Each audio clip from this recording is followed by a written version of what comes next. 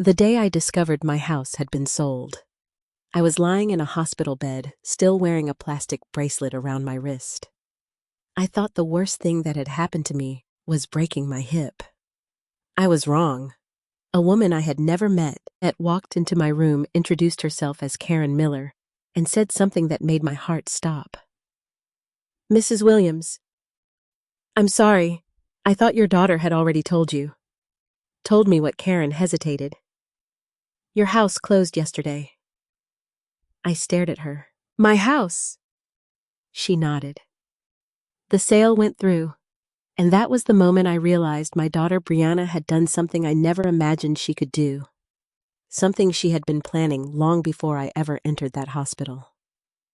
If you were lying in that hospital bed and suddenly discovered that your own child had sold your home without telling you, what would you do? Before we continue, if stories about family betrayal and finding the strength to stand up for yourself speak to your heart, please take a moment to like this video and subscribe.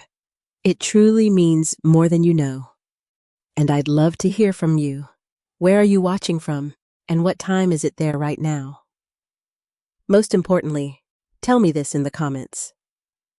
Would you confront your daughter immediately, or stay quiet and find out the truth first? Before I tell you what happened in that hospital room, I need to take you back to a time when I still believed my daughter would never be the person who could hurt me.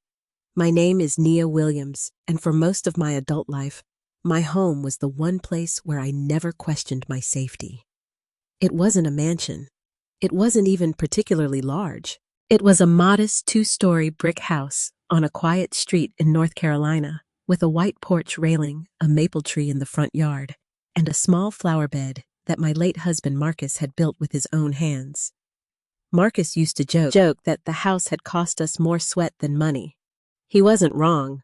We bought it nearly 30 years ago when we were both younger and still believed 30 years sounded like an eternity. The first night we slept there, we had almost nothing. A mattress on the floor, 2 folding chairs, a second-hand kitchen table, and a cardboard box that Marcus used as a nightstand. But we were happy. We had a home, and more importantly, we had our children. Our son Jordan was 12 then. Our daughter Brianna was 9.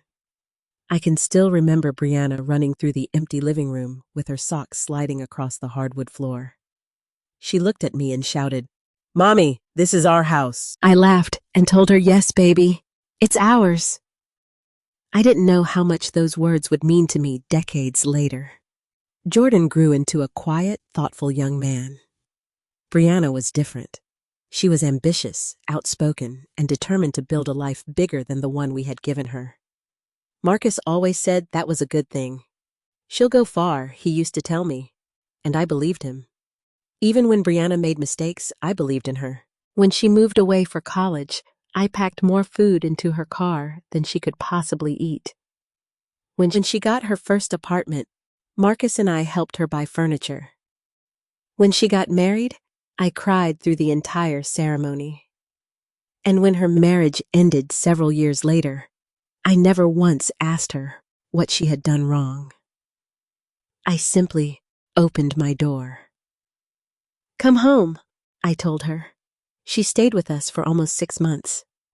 I never asked for rent, never asked her to contribute to groceries, never asked when she planned to leave. She was my daughter. That was enough. Maybe that was my first mistake. Or maybe it wasn't. Maybe loving your child isn't a mistake. Maybe trusting the wrong version of someone is. After Marcus died, the house changed. Not physically. The walls were still there. The kitchen was still the same. The old maple tree still dropped leaves across the driveway every fall. But silence filled the rooms. For 34 years, I had heard Marcus humming while making coffee. Then one morning, there was nothing. No humming, no footsteps, no morning sweetheart. Just the refrigerator running in the kitchen. After the funeral, Brianna began visiting more often. At first, I was grateful. She brought groceries, She helped me with the heavier things around the house. Sometimes she sat with me at the kitchen table and listened while I talked about her father. I remember one evening when rain tapped softly against the windows. Brianna was sitting across me, scrolling through her phone. I was sorting old photographs. She looked up suddenly. "Mom." "Yes, have you ever thought about selling this place?" I laughed. I thought she was joking. "This place?" "Yes." "Why would I sell it?" She shrugged. "It's a lot of house for one person." I looked around the kitchen. "This house has been in our family for almost 30 years. "I know. Your father built that back porch." "I know, Mom. And your brother's height marks are still on the doorframe upstairs." She smiled. "I know." Then she lowered her voice.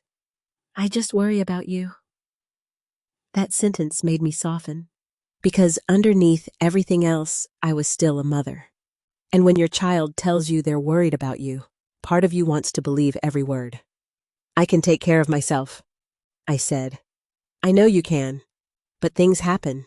She reached across the table and squeezed my hand. "I just don't want you to wait until something goes wrong." I remember looking into her eyes. I saw concern. At least, that's what I thought I saw. A few weeks later, Brianna started helping me with my bills. At first, it was innocent. She showed me how to set up automatic payments. Then she offered to organize my insurance paperwork. Then she said I should keep copies of my important documents in one place. "You don't need to worry about all this stuff anymore," she told me. "I've been worrying about it for 40 years. She laughed. "And you've earned a break." I laughed too. That was how it happened. Not with an argument, not with some dramatic announcement. It happened gradually. One little favor at a time. One document at a time. One, "let me handle that for you" at a time. Eventually, Brianna knew where I kept my property records. She knew the name of my insurance company. She knew which bank held my savings. And she knew exactly how much the house was worth. I didn't think twice about it. Why would I? She was my daughter. One afternoon, she came into the kitchen carrying a folder. She placed it beside my coffee cup. "Mom, do you know what houses around here are selling for?" I looked up. "Not really. You should know. Property values have gone up. I suppose that's good? It could be worth more than you think." I smiled. "Well, I'm not selling." She smiled back. "I know, but something about the way she said it stayed with me. I couldn't explain why. There was no accusation in her voice. No anger. Nothing obvious. Just something I couldn't quite name." A few days later, she asked another question. "Is the mortgage completely paid off?" I looked at her. "Yes. All of it? All of it?" She nodded slowly. "That's good. What's good?" "Nothing. Just good." I let it go. Looking back now, I wish I hadn't. Because those weren't random questions. They were pieces of information. Pieces Brianna was quietly collecting. And I was handing them to her willingly because I believed I was giving them to the little girl who had once run through this house shouting, "This is our house." I never imagined that one day she would use everything I had trusted her with against me. And I certainly never imagined that the house she had once called our house would eventually become the center of the greatest betrayal of my life. At the time, though, I still believed Brianna was helping me. I still believed she was protecting me. I still believed I was lucky to have a daughter who cared enough to step in when I needed her. I had no idea that the next thing she would take from me wouldn't be a stack of paperwork. It would be my ability to decide what happened to my own home.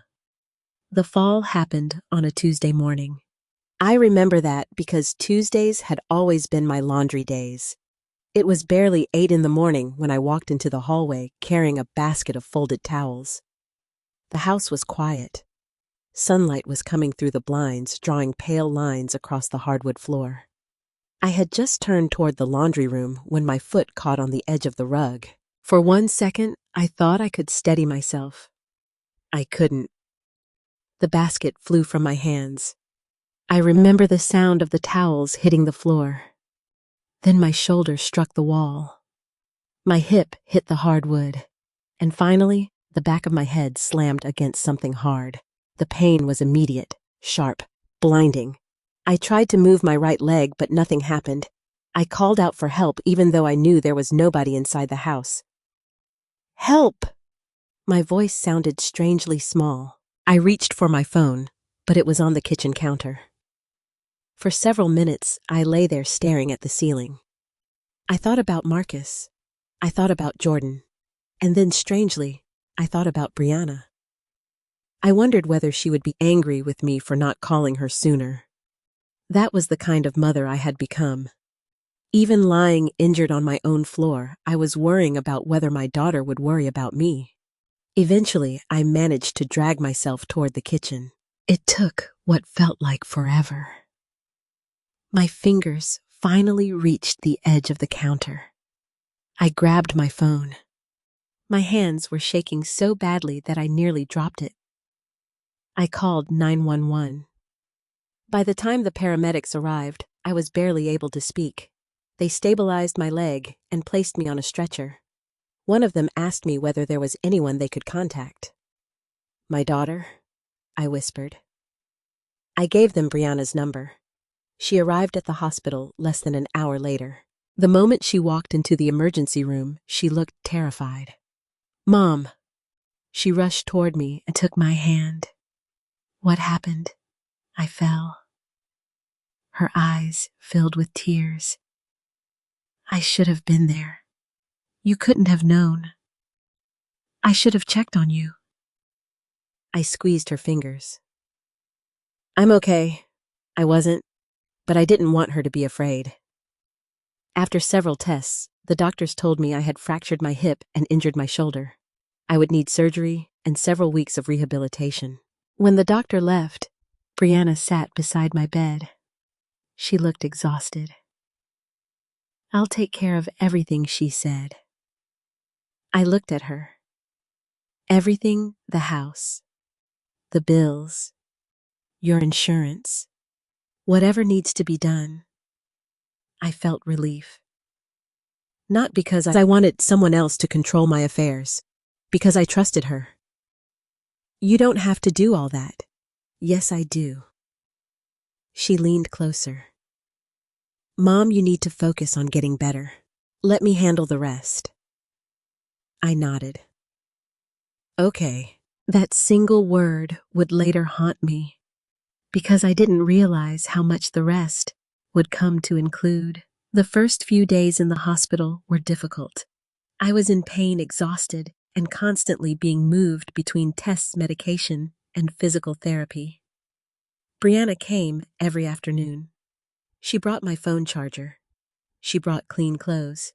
She brought my favorite cardigan. She even brought a framed photograph of Marcus and me. She placed it on the little table beside my bed. You need something familiar, she said. I smiled. Thank you, sweetheart.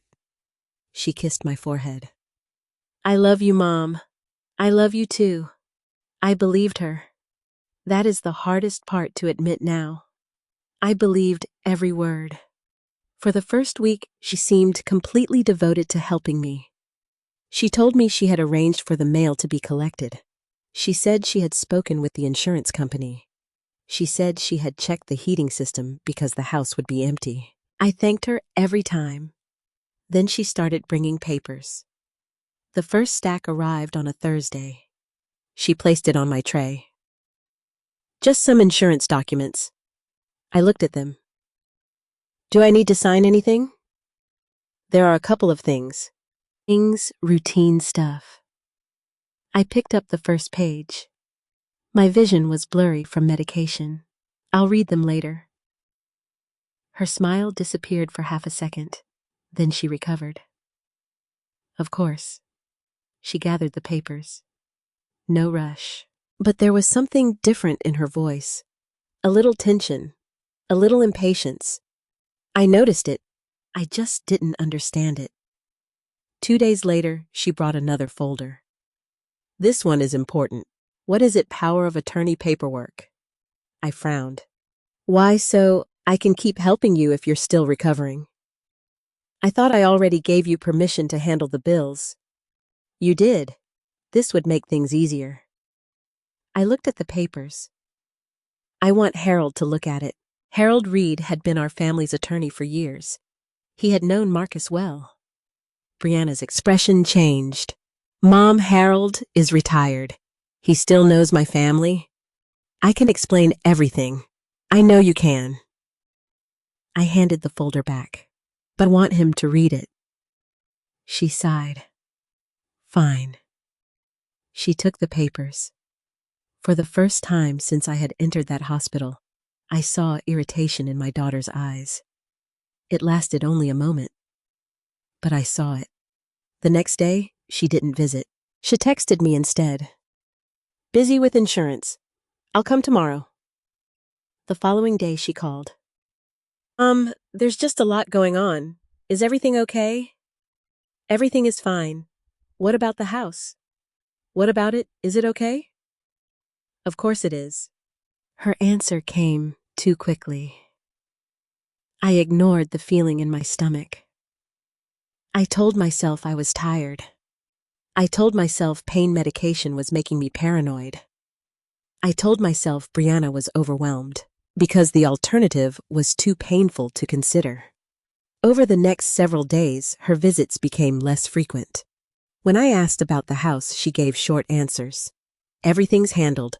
Don't worry about it. I've got it under control. Those words should have frightened me. Instead, they comforted me. I thought my daughter was carrying burdens, so I didn't have to. I didn't know she was making decisions I had never authorized. Then, one afternoon, Brianna appeared with another set of documents. She placed them beside me. Mom, these are important. What are they? Just paperwork connected to your property. My heart skipped. Why would my property need paperwork? She hesitated. Because we need to protect it. From what? From the future. I looked at her. What does that mean? She smiled. It means I'm making sure you don't have to worry about anything. I pushed the papers back toward her. I'll read them when I'm feeling better. Her jaw tightened. Mom, you have to trust me. I stared at her. I do trust you. Then sign. Something inside me resisted. Not because I knew what she was doing. I didn't. It was simply a mother's instinct telling her to slow down. I shook my head. Not today. Brianna sat silently for several seconds. Then she gathered the papers. Fine. She stood. I'll come back later. I watched her walk toward the door. Before she left, she turned around. Mom? Yes, I really am trying to help you. I smiled weakly. I know. She left. I closed my eyes. And for some reason, I suddenly remembered something she had said weeks earlier at my kitchen table. It's a lot of house for one person. At the time, I thought she was worried about me. Now, sitting alone in that hospital room, I wondered why she had sounded so certain. Still, I pushed the thought away. I had spent 69 years believing that love meant trusting your children. I wasn't ready to believe that my own daughter might be taking advantage of me. So, I did what mothers sometimes do when the truth is too painful. I gave her the benefit of the doubt. I stayed quiet, and while I was lying in that hospital bed, unable to walk, unable to drive, and unable to return home, Brianna was making decisions about the one thing I had never imagined she would touch. My house. I thought the hardest part of recovering from my fall would be learning how to walk again. I was wrong. The hardest part was discovering that while I was learning how to stand on my own feet, Someone else had been quietly pulling the ground out from underneath me. 3 weeks after my surgery, I was sitting in my hospital room with a cup of lukewarm tea when there was a knock at the door. I expected a nurse. Instead, a woman in a navy blue blazer stepped inside. She looked to be in her early 50s. She carried a leather folder against her chest and had an expression that was polite but uneasy. Mrs. Williams. Yes, my name is Karen Miller. I waited. She pulled a chair toward my bed. I work in real estate. Something about that immediately made me uncomfortable. Real estate. Yes. She glanced down at the folder. I apologize for coming here without calling first. I was told you were recovering. Who told you that? She hesitated. Your daughter. My stomach tightened. Brianna? Yes. I put my tea down. Why would my daughter give a real estate agent information about me? Karen looked confused. You don't know? Know what? She took a slow breath. Mrs. Williams, I thought your daughter had already explained everything. Explained what Karen opened the folder. I saw several pages. There was an address printed near the top of one document. My address. The address I had lived at for almost 30 years. The address where Marcus and I had raised our children. The address where Jordan's height marks were still carved into the doorframe upstairs. I stared at it. Then I looked at Karen. What is this? She lowered her voice. The closing documents for the property. I didn't understand. What property? Karen looked directly at me. Your home. For several seconds, neither of us spoke. I actually laughed. Not because anything was funny. Because sometimes the human mind refuses to accept something so terrible that laughter becomes the only response. My home isn't for sale. Karen's face changed. Mrs. Williams? No. I shook my head. You have the wrong person. I don't think I do. Yes, you do. I pointed toward the door. My daughter owns an apartment across town. Maybe that's what you're talking about? Karen shook her head. No, I'm talking about the house on Willow Creek Drive. My heart began pounding. That house belongs to me. I understand. No, you don't. My voice became louder. I have not sold my house. Karen looked down at the documents again. The sale was completed yesterday. Everything inside me went still. Yesterday? Yes. I stared at her. Yesterday, I had been in physical therapy. Yesterday, a nurse had helped me stand between parallel bars. Yesterday, I had cried because I could barely put weight on my injured leg. And while I was learning to walk again, someone had apparently sold my home. How Karen looked uncomfortable. I wasn't personally involved in all of the paperwork. Who was your daughter handled the transaction? I felt a sharp pain in my chest. Brianna, yes. No. The word came out quietly. No, she couldn't. Karen reached into the folder. She provided documentation indicating that she had authority to act on your behalf. I stared at the papers. Authority to sell. Karen nodded. I remembered the folder Brianna had brought to my hospital room. The power of attorney. The documents I had refused to sign. My mouth went dry. I never signed a power of attorney allowing her to sell my house. Karen didn't answer immediately. Instead, she carefully turned a page. This is the document we were given. I looked at it. There was my name, my address, legal language I didn't fully understand, and what appeared to be my signature. I felt dizzy. That isn't right. Karen looked at me. Are you saying the signature isn't yours? I stared at the page. I knew my signature. I had signed checks with it for decades. I had signed birthday cards with it. I had signed my husband's hospital paperwork. And yet, looking at that document, I couldn't make sense of what I was seeing. "It looks like mine," I whispered. "But I didn't sign it." Karen closed the folder. "Then you need to speak with an attorney." "I will. I strongly recommend you do so quickly." I looked at her. "Who bought my house?" Karen hesitated. "A private buyer. Who I can't give you confidential information beyond what I'm authorized to disclose." I felt tears forming in my eyes. "What about my belongings?" Karen frowned. "I don't know. What about the furniture? I don't know. My photographs?" "I really don't know, Mrs. Williams." I covered my face with both hands. The room suddenly felt too small. My house, my photographs, Marcus's chair, Jordan's old baseball glove, the kitchen table where Brianna had done her homework. All of it had suddenly become uncertain. I lowered my hands. "Where is my daughter?" Karen looked at her phone. "She told me she would be available if you had questions. Call her." Karen made the call. It rang. Once, twice, 3 times. No answer. Karen tried again. Still nothing. I felt something inside me crack. "She's avoiding me." "I don't know that."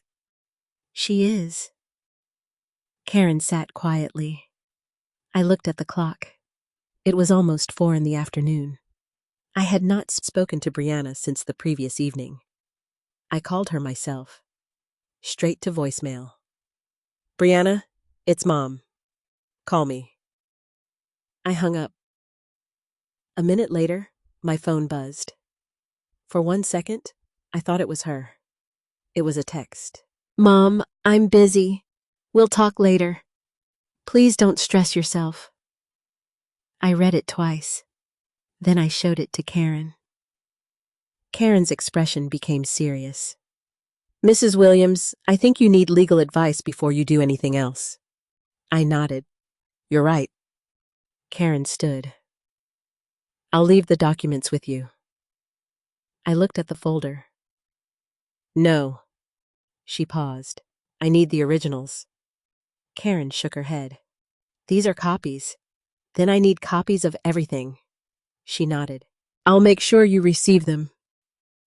Before she left, she stopped beside the door. "Mrs. Williams, yes, I've been in real estate for 22 years. She looked genuinely troubled. "I've never seen a closing handled this quickly under circumstances like these." My eyes narrowed. "What do you mean?" She hesitated. "I mean that if your daughter represented herself as acting entirely for your benefit, I would want to understand the timeline." "What timeline?" Karen glanced at the folder. "The authorization, the listing, the contract, and the closing." I felt cold. "What about them?" "They happened very close together." How close? Karen didn't answer directly. "Please speak with your attorney." Then she left. I sat there alone. For several minutes, I couldn't move. My mind went back through every conversation with Brianna. The questions about the house, the mortgage, the property value, the paperwork, the power of attorney. The way she had insisted I trust her. And suddenly, every innocent moment looked different. I reached for my phone again. This time, I called Harold Reed.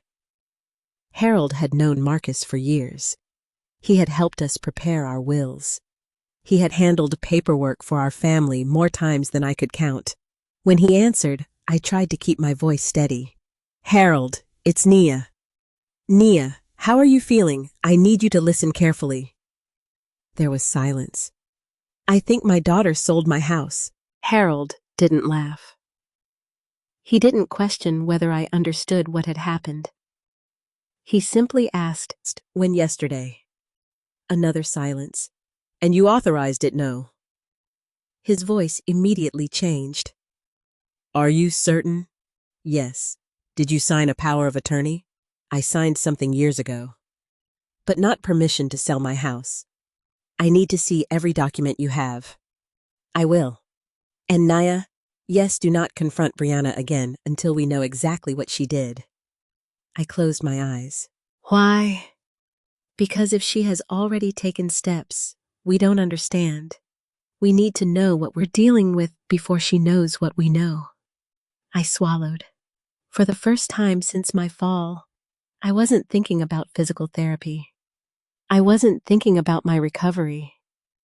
I wasn't thinking about getting back on my feet. I was thinking about my daughter. The little girl who once ran through my empty living room shouting that the house was hers. The woman who had kissed my forehead in this hospital room and promised to take care of everything. And the possibility that she had been lying to me all along. I looked at Karen's folder sitting on my bedside table. There was my address on the front. And beneath it, a date. The date of the closing. I touched the paper with trembling fingers. My house had been sold while I was in the hospital, but deep down I knew the sale itself wasn't the whole story. Someone had prepared for it. Someone had planned it, and if Harold was right, I needed to find out exactly how far that plan went, because the next question wasn't simply, how did my daughter sell my house? It was much more frightening. What did she already have planned before I ever fell? I was discharged from the hospital 4 days later. I should have felt relieved. For weeks, I had dreamed about sleeping in my own bed, waking up beneath the familiar curtains in my bedroom and hearing the morning birds outside my window. Instead, I was being driven somewhere I had never planned to live. A small assisted living apartment. Brianna called it temporary. Just until you're stronger, Mom, she said.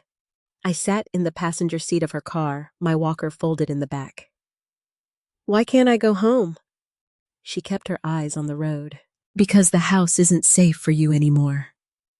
My house has been safe for 30 years. Things change. I looked at her. What things? She sighed. Mom, you fell there. I fell because I tripped. You could have died. I didn't. That isn't the point. I turned toward the window. The streets outside were familiar. We were only a few minutes from my neighborhood. Every turn brought back memories. The little grocery store where Marcus and I used to shop.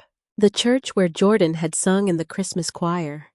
The park where Brianna learned to ride a bicycle. Then I saw the street sign. Willow Creek Drive. My heart lifted. Turn here. Brianna didn't answer. Brianna, turn here. She continued driving. Why aren't you turning? We're going somewhere else. I stared at her. Take me home. Mom, take me home. She gripped the steering wheel. You can't go back there. Why? She didn't answer. Brianna, I am the owner of that house. Her hands tightened. Not anymore. The words were quiet, but they hit me harder than anything she had said before. I stared at her. What did you say? She exhaled. Mom, we've already talked about this. No, we haven't. Yes, we have. You told me the house was sold because it was necessary. I told you I was taking care of things. You didn't tell me you were selling it. She remained silent. I felt tears filling my eyes. Why? You needed money for your care. That is not true. It is. No, Brianna. You know it isn't. She shook her head. You don't understand how expensive everything is going to be. I have insurance. It won't cover everything. I have savings. Not enough. I stared at her. How much money did you get? She didn't respond. How much, Mom? This isn't helping. I want to know how much my house sold for. She finally looked at me. You don't need to worry about that. My hands began trembling. That is my money. She looked away. You're being emotional. I almost laughed. Emotional. Of course I was emotional. My daughter had sold my house while I was lying in a hospital bed. What did she expect me to feel? To feel grateful. We arrived at the assisted living facility. Brianna helped me inside. The apartment was clean and comfortable. There was a small kitchen, a bedroom, a bathroom with safety rails, and a narrow balcony overlooking the parking lot. It wasn't terrible. But it wasn't home. Brianna placed my suitcase beside the bed. You'll be comfortable here. I looked around. Where are my things? What things? My furniture? You don't need most of it. My photographs. She hesitated. I'll bring some. My boxes from the attic. We're still sorting everything. Who is sorting it? Me. I studied her face. Where are Marcus's things? She looked annoyed. Mom, please. Where are they? I'll bring them. Where I don't know. Her answer frightened me more than if she had simply said they were gone. I sat down on the bed. Brianna, I want to go to my house. You can't. I can. You just had surgery. I don't care. You could hurt yourself. Then take me. She stared at me. No. Why? Because it's complicated. What does that mean? She grabbed her purse. I have to go. Brianna. She stopped at the door. Please. She turned around. For a moment, I saw the little girl who used to sleep beside me when thunderstorms frightened her. Then she disappeared behind the face of a woman I barely recognized. You need to accept that things are different now, she said. Then she left. I sat there listening to the door close. That evening, I called Harold. I told him everything. He didn't interrupt. When I finished, he asked, Do you want to see the house? Yes. Then we'll go tomorrow. The next morning, Harold picked me up. He was 72 and moved slowly, but there was something reassuring about him. He had known Marcus for decades. He had sat at our kitchen table more times than I could remember. When he saw me struggling with the walker, he didn't rush me. Take your time, Nia. I've spent enough time waiting. He looked at me. I know. We drove to Willow Creek Drive. As soon as we turned onto my street, my chest tightened. The house appeared exactly as I remembered it. The brick walls, the maple tree, the porch. For one beautiful second, I felt relief. Then I noticed the real estate sign was gone. There was a new lock on the front door. Harold parked across the street. You ready? I nodded. He helped me out. I slowly crossed the sidewalk. My hand shook as I reached for the door. The key I had carried for nearly 30 years didn't work. I tried again. Nothing. I looked at Harold. This is my key. I know. He examined the lock. Someone changed it. I felt something inside me break. Who would change the locks on my house? Harold didn't answer. He called Karen. She arrived 20 minutes later. When she saw me standing outside, her face fell. Mrs. Williams, please don't call me that. She looked confused. I don't understand. Neither do I. Karen unlocked the door. The moment it opened, I knew something was wrong. The house was silent. Not the peaceful silence I remembered. An empty silence. The living room was bare. The couch was gone. The coffee table Marcus had built was gone. The framed photograph from our 25th anniversary was gone. I took one step inside, then another. My eyes moved from one empty wall to another. Where is everything? Karen looked at Harold. I was told the house would be cleared before the closing. Who cleared it? Harold asked. I assumed the seller. Brianna Karen nodded. I walked toward the kitchen. The old wooden table was gone. I placed my hand against the empty wall where our family calendar had hung for years. I remembered Jordan's handwriting. I remembered Brianna's school schedules. I remembered Marcus writing grocery lists. All gone. I went upstairs. My bedroom had been stripped almost completely. The closet was empty. My jewelry box was gone. The framed photograph of Marcus on our wedding day was gone. Then I reached the hallway. I stopped. The height marks were still there. Jordan's name was written beside the oldest ones. Brianna's name beside hers. I touched the wall, and for the first time since discovering the sale, I cried. Not because of the house, because of the memories. I whispered, I'm sorry, baby. Harold stood behind me. You don't have to apologize to him. I should have protected everything. You were in the hospital. I trusted her. That isn't a crime. I wiped my face. I gave her everything. Harold's voice softened. And that's why this hurts. We went back downstairs. Karen handed Harold a set of documents. I want to be completely honest with you, she said.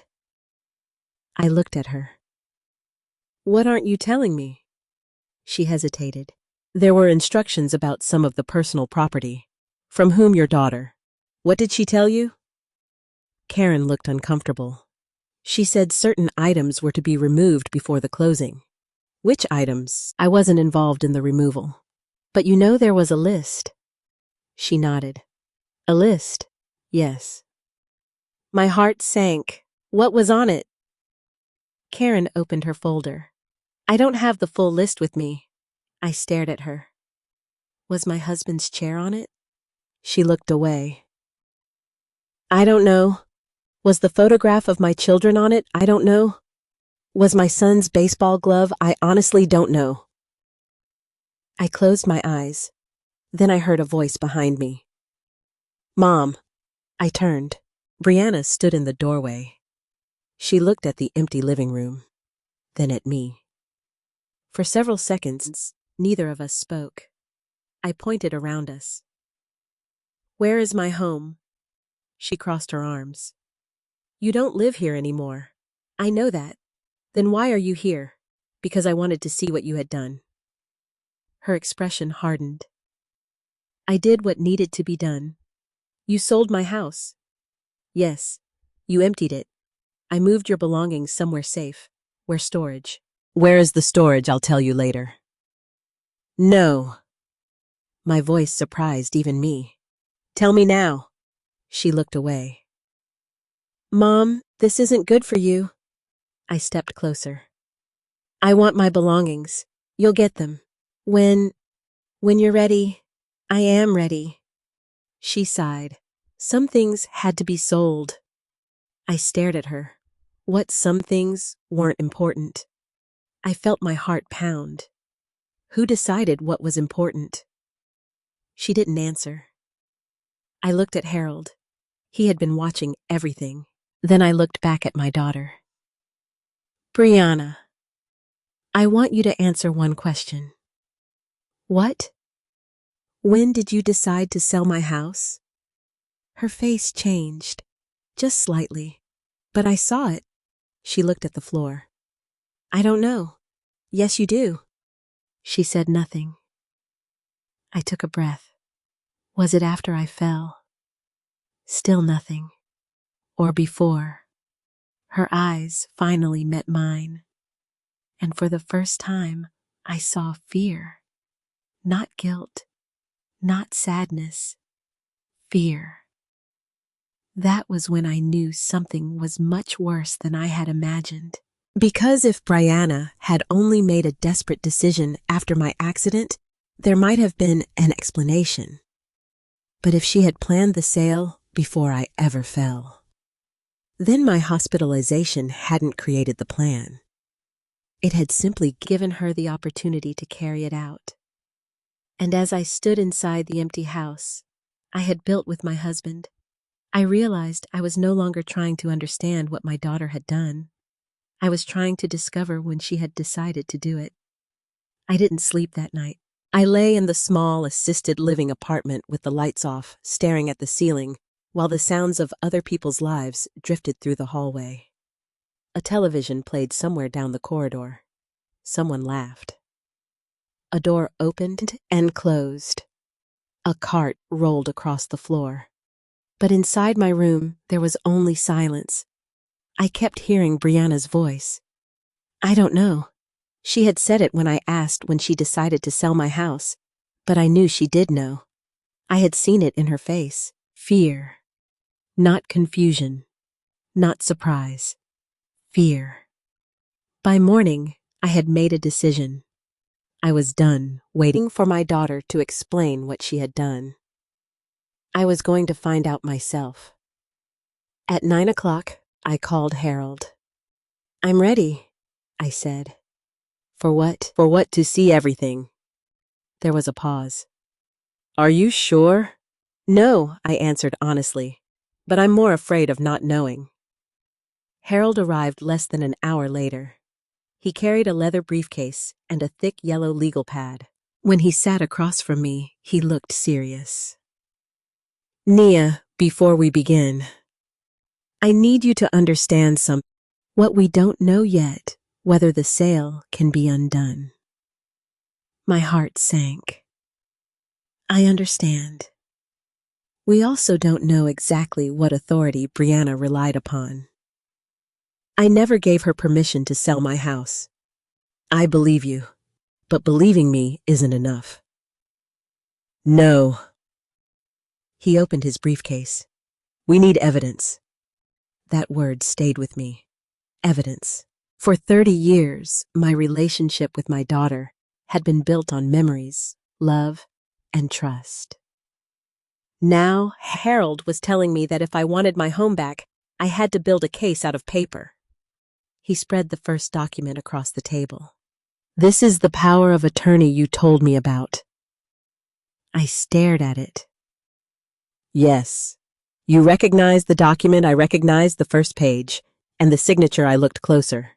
It looks like mine, but you don't remember signing it, no. Harold nodded. That's important. He placed another document beside it. This is the authorization used in connection with the real estate transaction. I frowned. I've never seen that before. That's what concerns me. He pointed toward a section near the bottom. This appears to grant broader authority than the document you remember signing. I read the language slowly. My head began to ache. What does this mean? It means someone may have used your original authorization as a foundation for something more extensive. Can they do that? Not legally if you never agreed to it. I looked at him. Then why did the sale go through? Because paperwork can look convincing. I felt a chill. You mean people just trust the documents? Usually, yes. Even if they're wrong, that's why we have legal remedies. I looked down at my hands.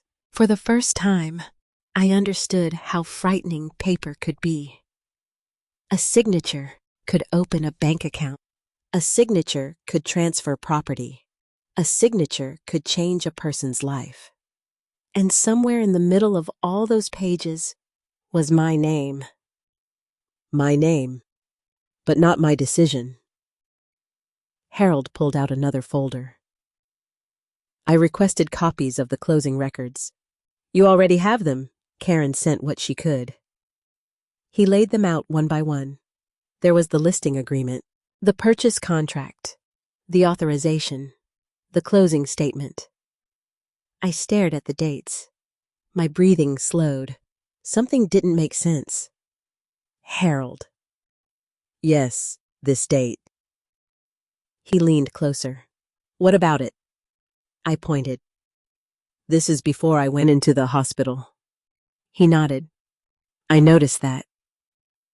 My stomach tightened. What does it mean? It means the process may have started before your fall. I looked at him. No. Nia, no. I shook my head. She didn't. We don't know everything yet. But she couldn't have. I stood too quickly and had to grab the edge of the table. Harold rose immediately. Sit down. I lowered myself back into the chair. My hands were shaking. The questions came rushing back. The questions about the mortgage. The questions about the home's value. The questions about my property records. The way Brianna had started asking about everything months earlier. At the time, I thought she was simply being responsible. Now, every memory felt different. Harold watched me carefully. What are you thinking, she knew, about what the house? He waited. She knew she wanted to sell it. That's possible. I looked at him. She asked me how much it was worth. Before I fell. Harold wrote something down. What else? She asked whether the mortgage was paid off. Anything else? She wanted to know where I kept my property documents. His pen stopped. Did you show her? Yes. Did she have access to them? Yes. Harold leaned back. That gives us a timeline. I stared at him. What timeline your daughter didn't suddenly decide to sell the house after your accident? At least that's no longer the only possibility. My throat tightened. What do we do now? First, we get the original power of attorney, from whoever prepared it. I thought for a moment. I don't remember. Harold picked up his phone. I'll find out. For the next several hours, we worked through everything.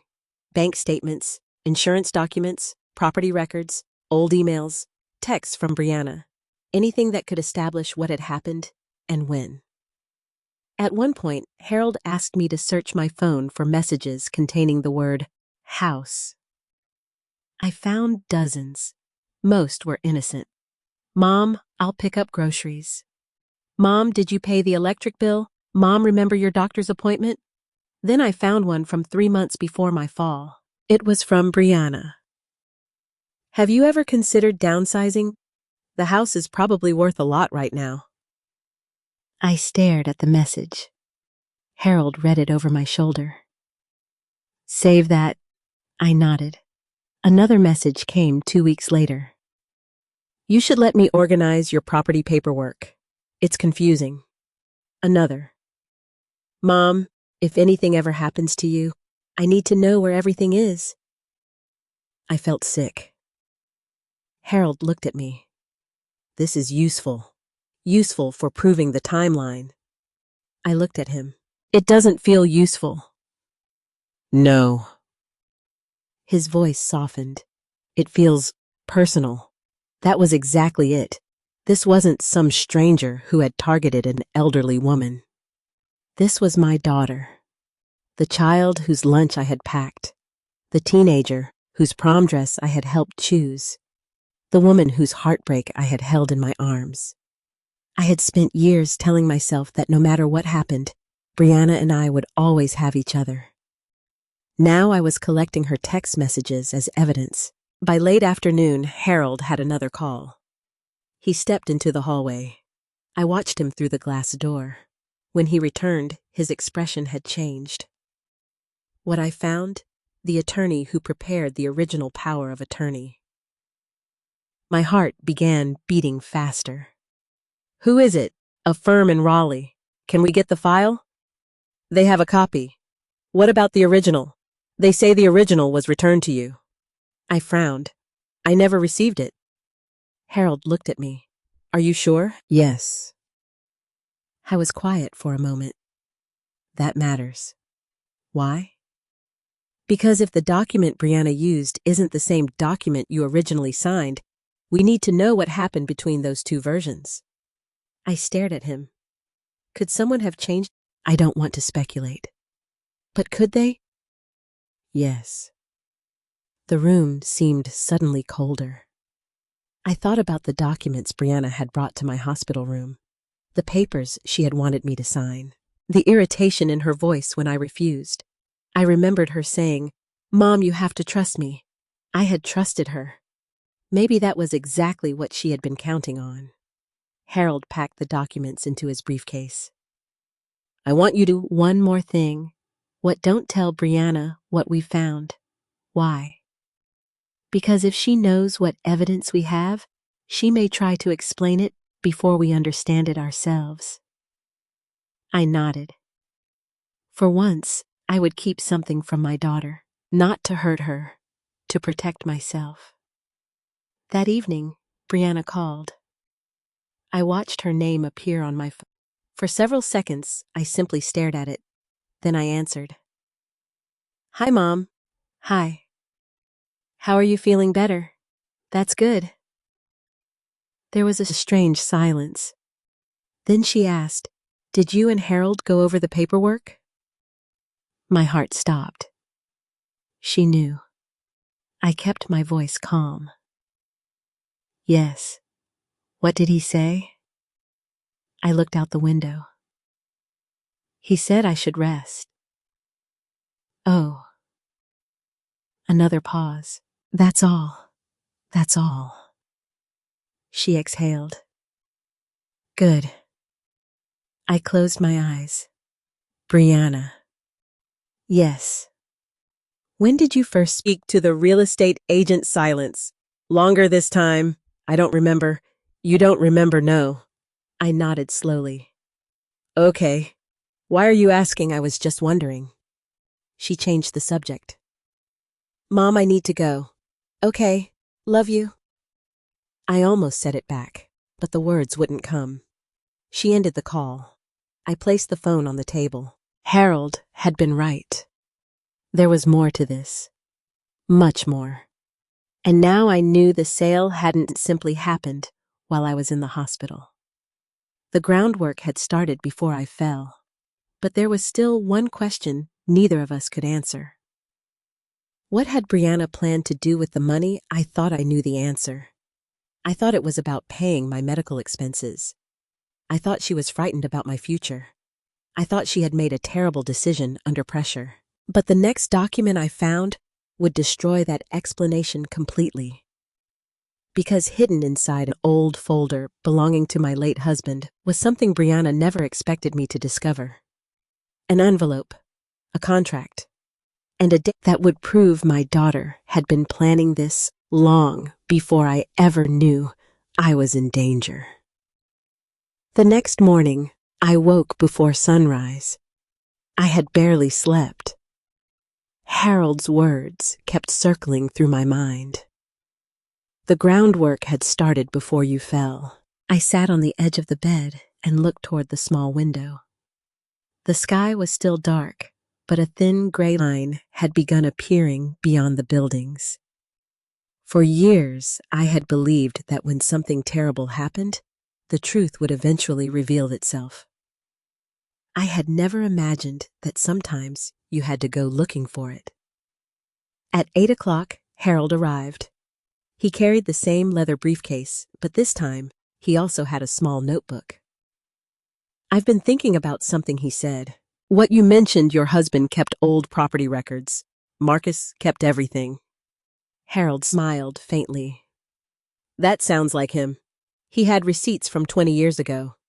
Then there may be something we haven't looked at. I frowned. Where would we start your old storage boxes? I immediately thought of the attic. The attic in my house had always been Marcus's territory. After he died, I couldn't bring myself to sort through everything.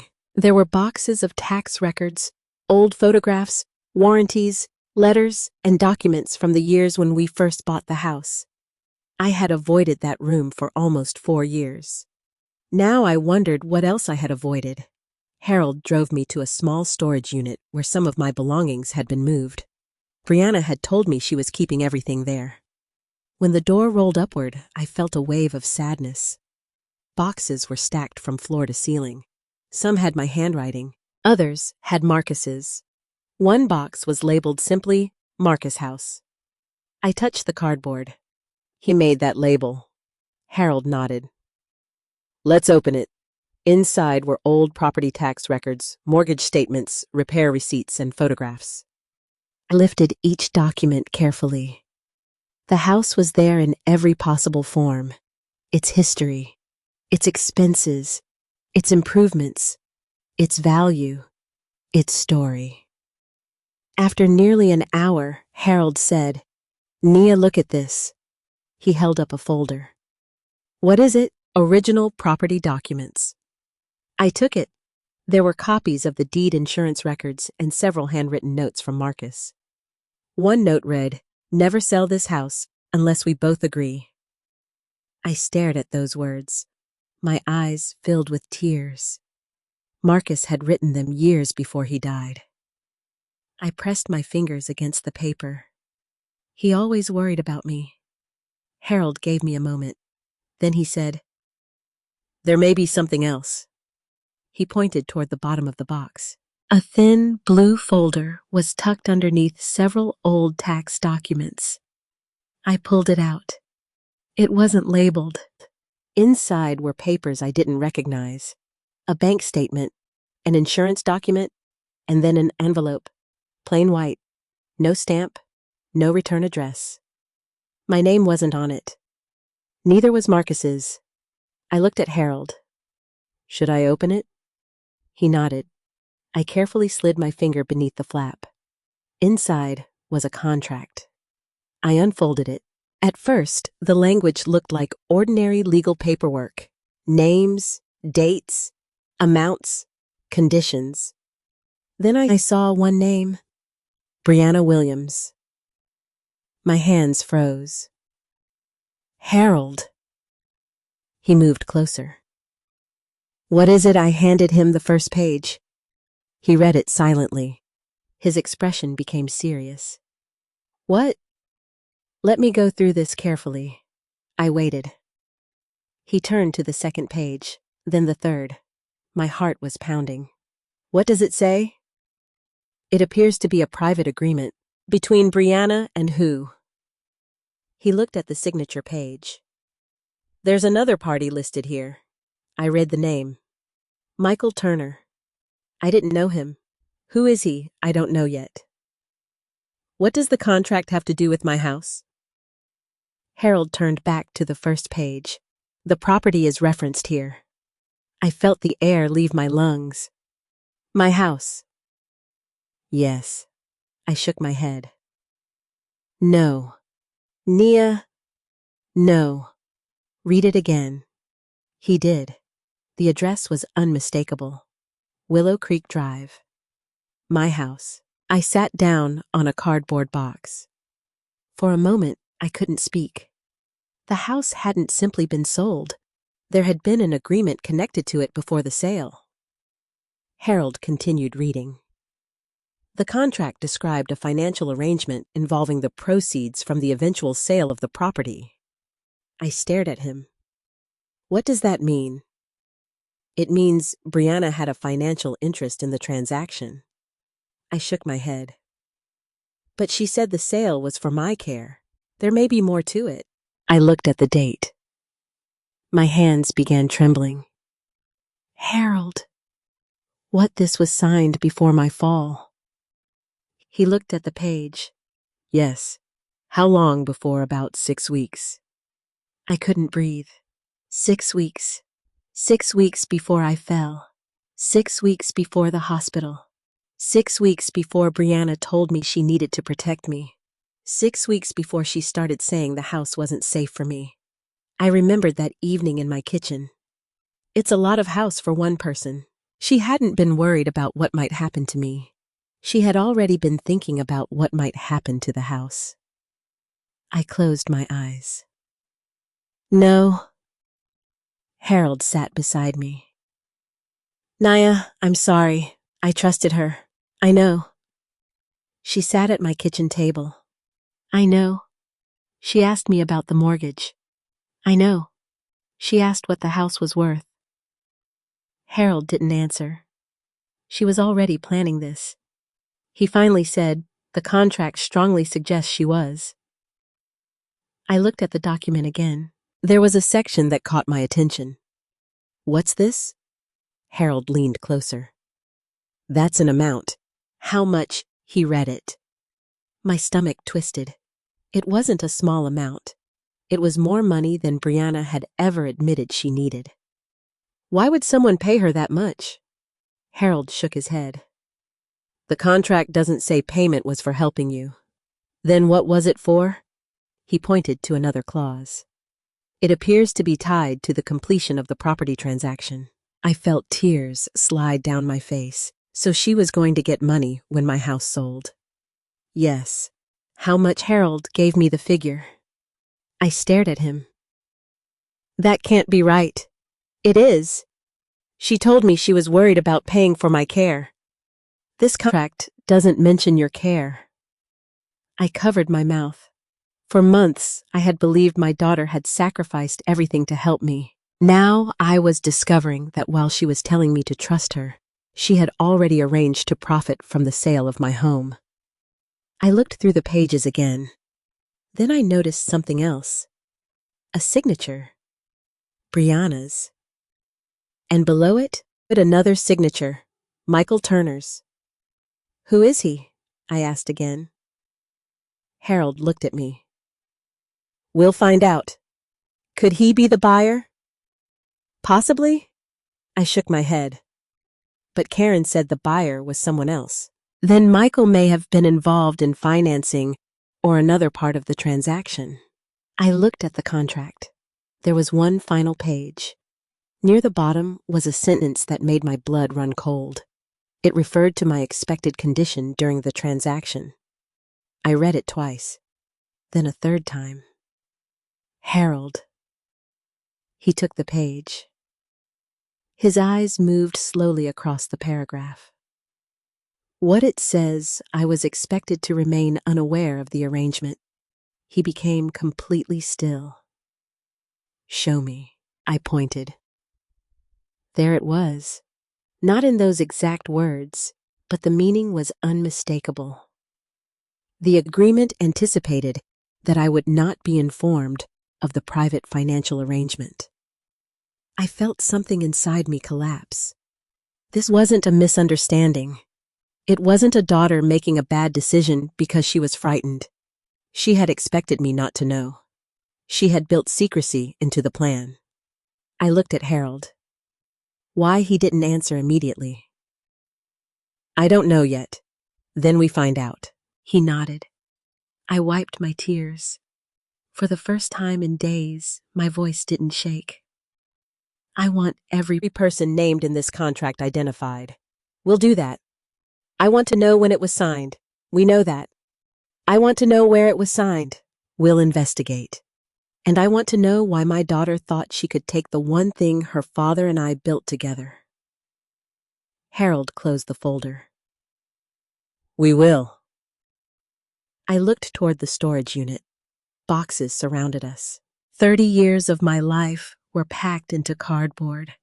But hidden among those old papers was the first real piece of truth I had found. A secret contract. Signed before my accident. Signed before my hospitalization. Signed before the house officially went on the market. And suddenly, one question became impossible to ignore. If Brianna had already arranged to benefit financially from my house before I ever fell, then what exactly had she been planning to do with the money? I thought about the new clothes she had bought recently. The expensive restaurant dinners she had mentioned. The way she had suddenly stopped complaining about her financial problems. At the time, I hadn't thought anything of it. Now I wondered if I had been looking at the evidence without recognizing it. Harold carefully placed the contract inside his briefcase. Don't tell Brianna about this yet. I nodded. I won't. And don't show anyone else. I understand. He closed the briefcase. I looked at it. That piece of paper may be the only thing standing between me and losing everything. Harold shook his head. No, Nia. He looked directly into my eyes. That piece of paper may be the beginning of getting everything back. I wanted to believe him, but there was something else I knew. If Brianna had gone this far to hide the contract from me, she had a reason. And people don't hide the truth unless they are afraid of what will happen when someone finds it. I looked down at my wedding ring. Marcus had given it to me 39 years earlier. For the first time since his death, I whispered his name. Marcus, I wish you were here. The storage unit was silent. But in that silence, I made myself a promise. I would not let shame keep me quiet. I would not let fear make me surrender. And I would not allow the person I loved most to convince me that I was too old, too weak, or too confused to fight for what belonged to me. I had spent my whole life building that home. Now, I was going to uncover exactly who had tried to take it from me. And the secret contract in Harold's briefcase was only the beginning. The name Michael Turner stayed in my mind all night. I had never met him. I had never heard Brianna mention him. Yet his name was sitting beside hers on a contract connected to my home. By the next morning, I was no longer asking myself whether my daughter had made a mistake. I was asking myself how much of her life she had hidden from me. Harold arrived shortly after breakfast. He placed a folder on the table. I did some preliminary research. I looked at him. About Michael Turner. Yes. What did you find? He's a local businessman. My stomach tightened. What kind of business? Commercial construction and property development. I stared at him. Property development? Harold nodded. He's been involved in several real estate transactions in the area, so he buys houses sometimes. I thought about the contract. Then why would he make an agreement with Brianna? That is what we're trying to determine. Harold opened the folder. There were several printed pages. Michael Turner doesn't appear to be the final buyer of your property. Then, what was his role? We don't know yet. I looked at the documents. Could he have helped finance the sale? Possibly. Could he have known Brianna personally? That's another question. I leaned back. Harold, I need you to tell me something honestly. Anything. Am I going to get my house back? He didn't answer immediately. I don't know. I looked down. He continued. But we now have something we didn't have 2 days ago. The contract. Yes. What exactly does it prove? It doesn't prove everything by itself. I nodded. But it establishes something very important. He pointed to the date. Brianna entered into this agreement before you were hospitalized. I looked at the page. Before I fell. Yes. And she had a financial reason to sell. Yes. I swallowed. So when she told me she was worried about my future, she may have had another motive. That sentence hurt. Even though I already knew it, I had spent days trying to find an innocent explanation. Maybe Brianna had been scared. Maybe she had panicked. Maybe she thought she was doing the right thing. Maybe she had convinced herself that selling my house was necessary. But the contract destroyed the simplest version of that story.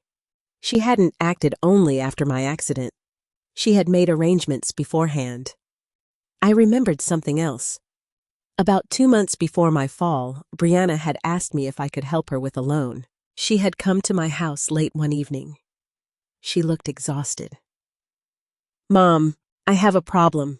What happened? My business is struggling. I had made her tea. How bad is it? She shook her head. I'll figure it out. I had offered to help. She refused. I don't want your money. You're my daughter. I know. You can tell me anything. She looked at me for a long moment. Then she smiled. I'll be okay. I believed her. Now I wondered what she had been hiding. Harold looked at me. "What are you remembering?" I told him. He wrote down the approximate date. "Did she tell you how much debt she had?" "No." "Did she mention creditors? Number business loans?" "She said there were bills." Harold nodded. "That may be important." He picked up his phone. "I'm going to verify whether she had outstanding obligations around the time this contract was signed." I felt uneasy. "You can do that. With the proper legal process, we can investigate what is relevant." I looked at the floor. "I'm not trying to destroy her life. I know. I just want the truth.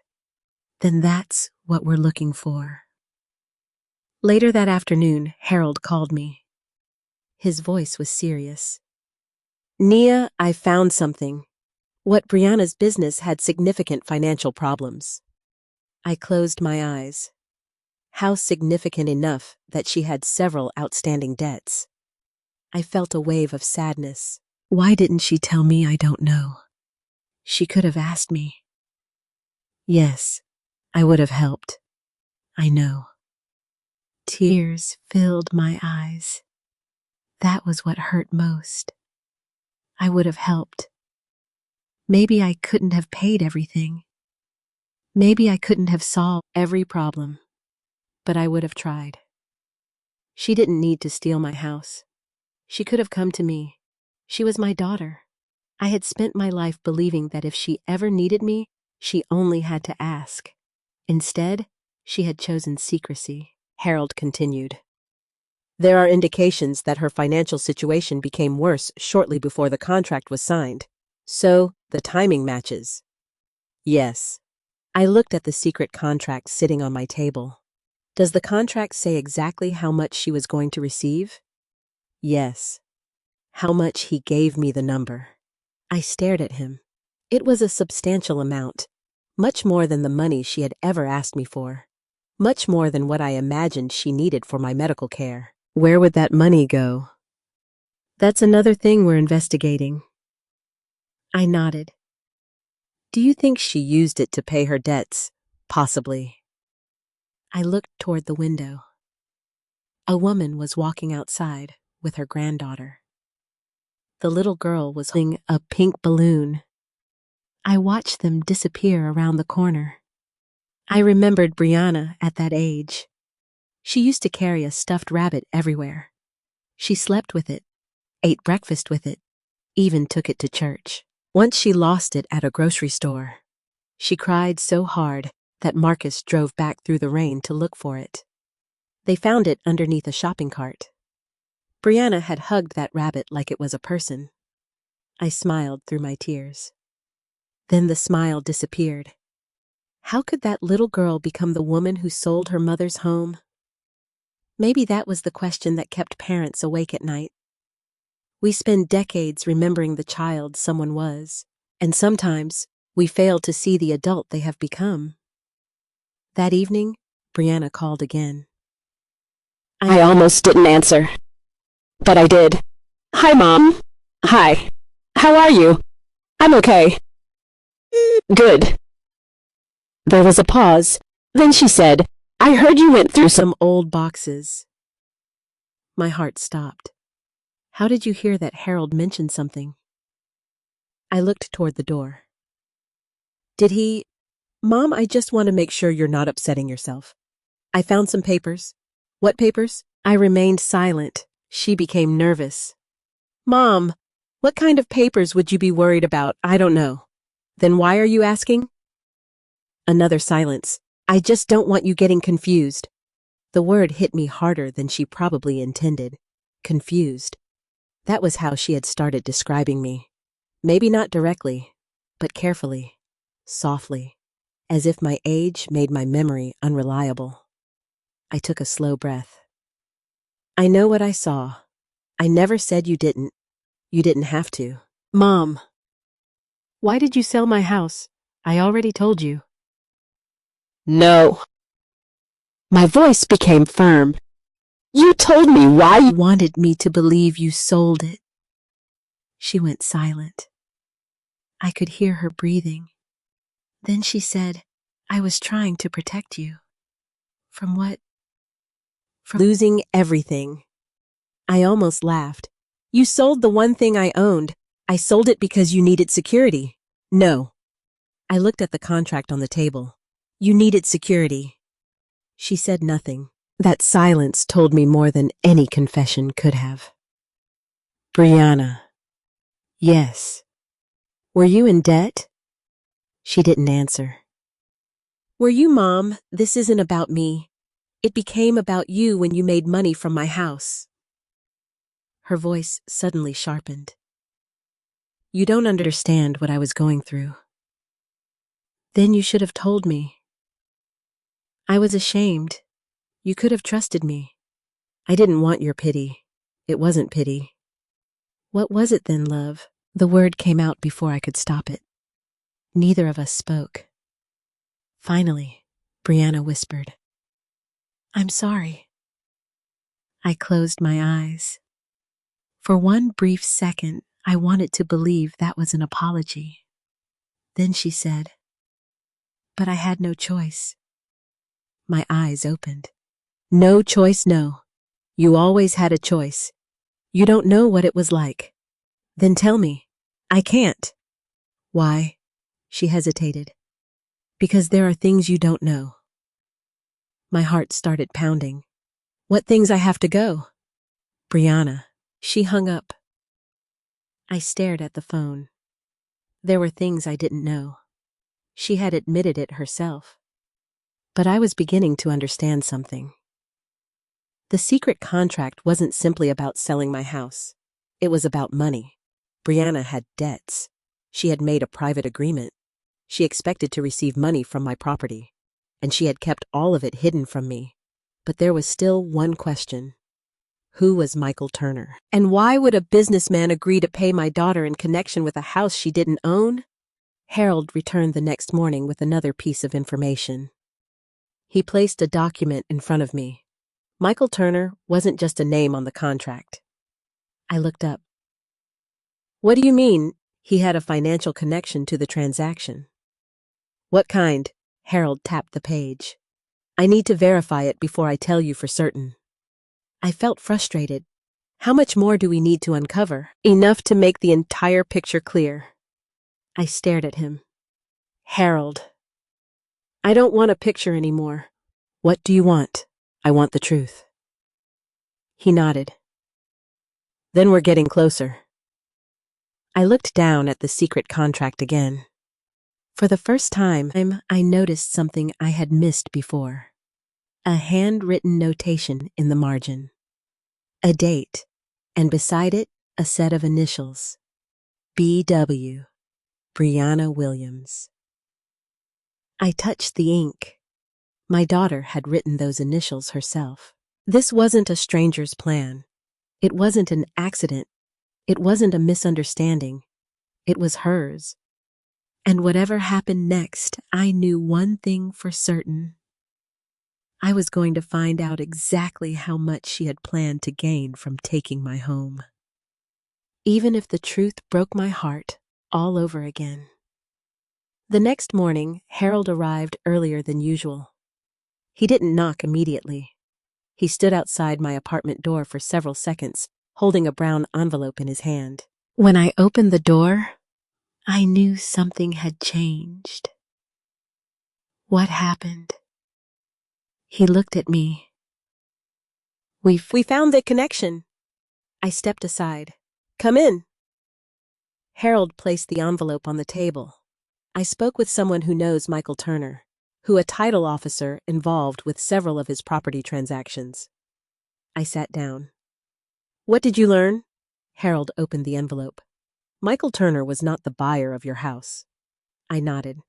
I already suspected that. But he was involved in the financing. I stared at him. Financing what? The purchase? Why would he finance someone else's purchase because the buyer wasn't an ordinary homeowner? I felt a chill. Who was the buyer? Harold slid a document toward me. The name was printed clearly. I read it once. Then again.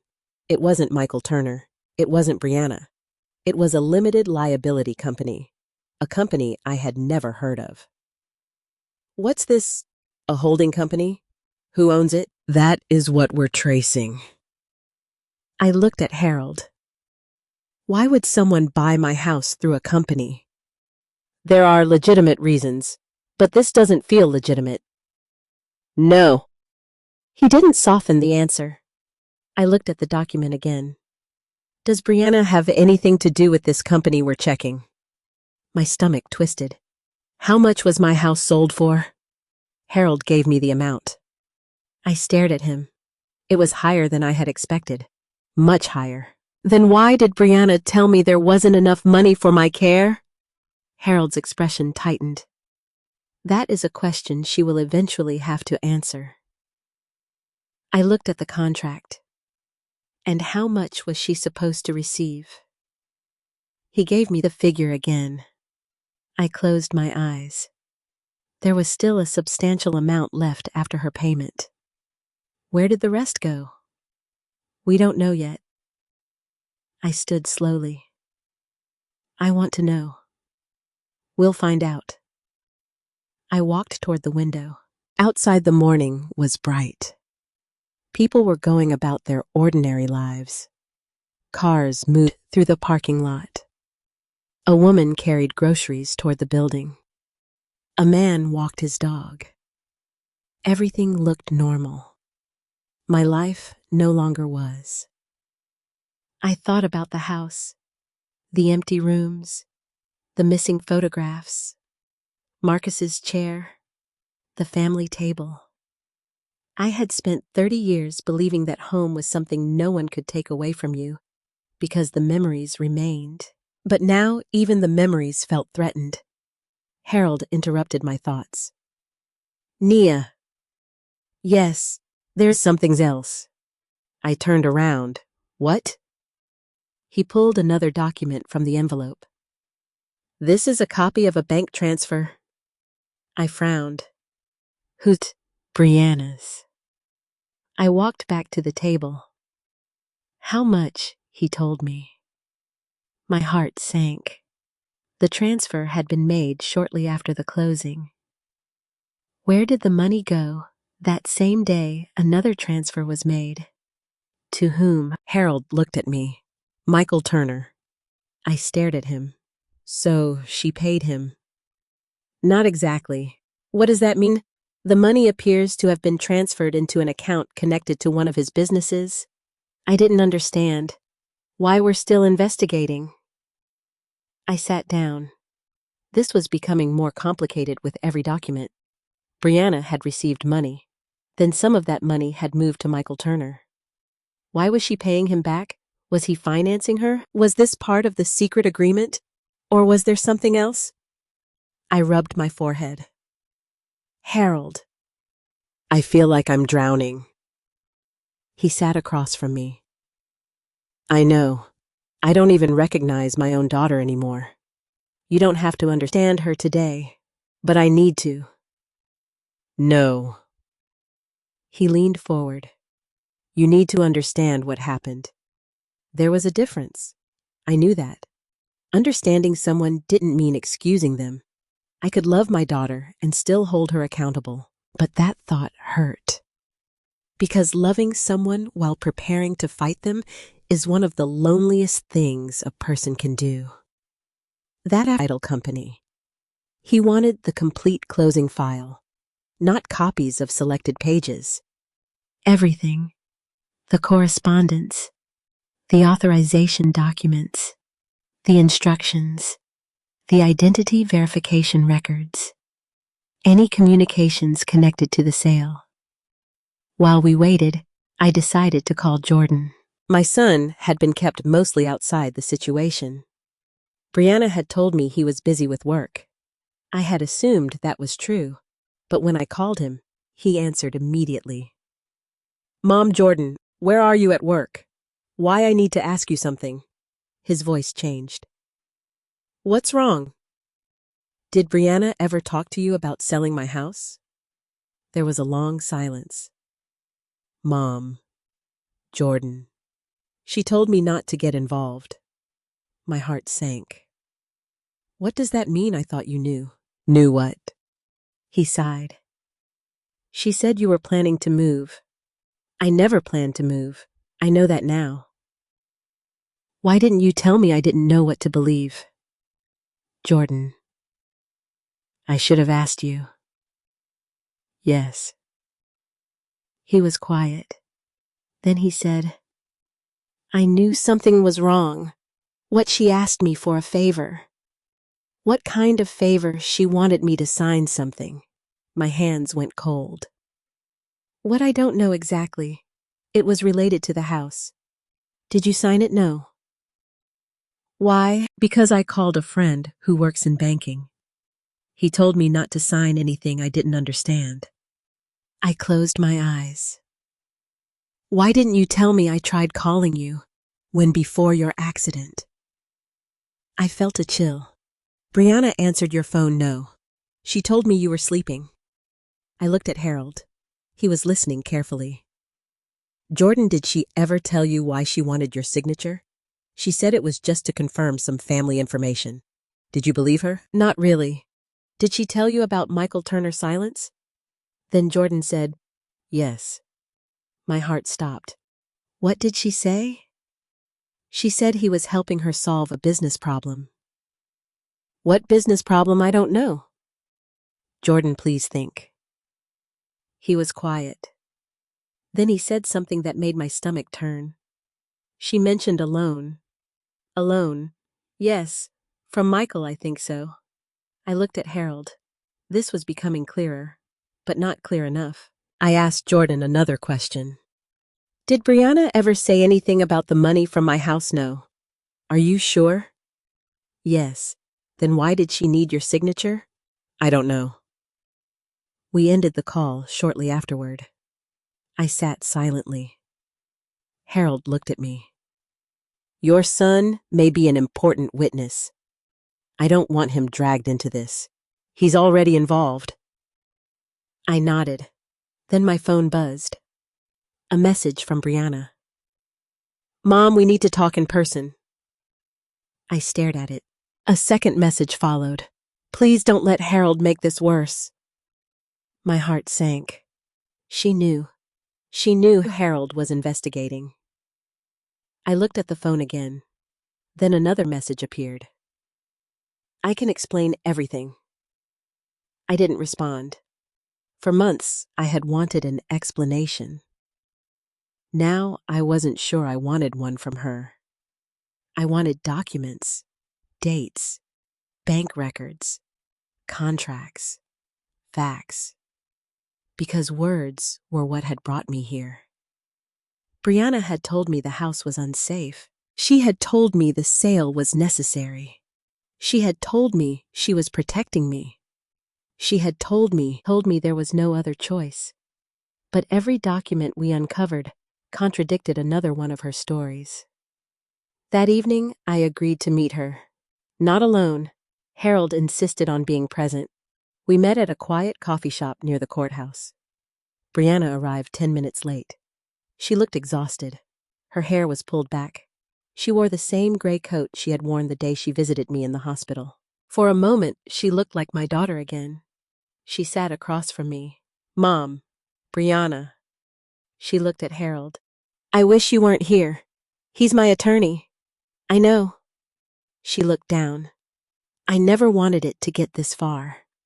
I felt my throat tighten. Then tell me the truth.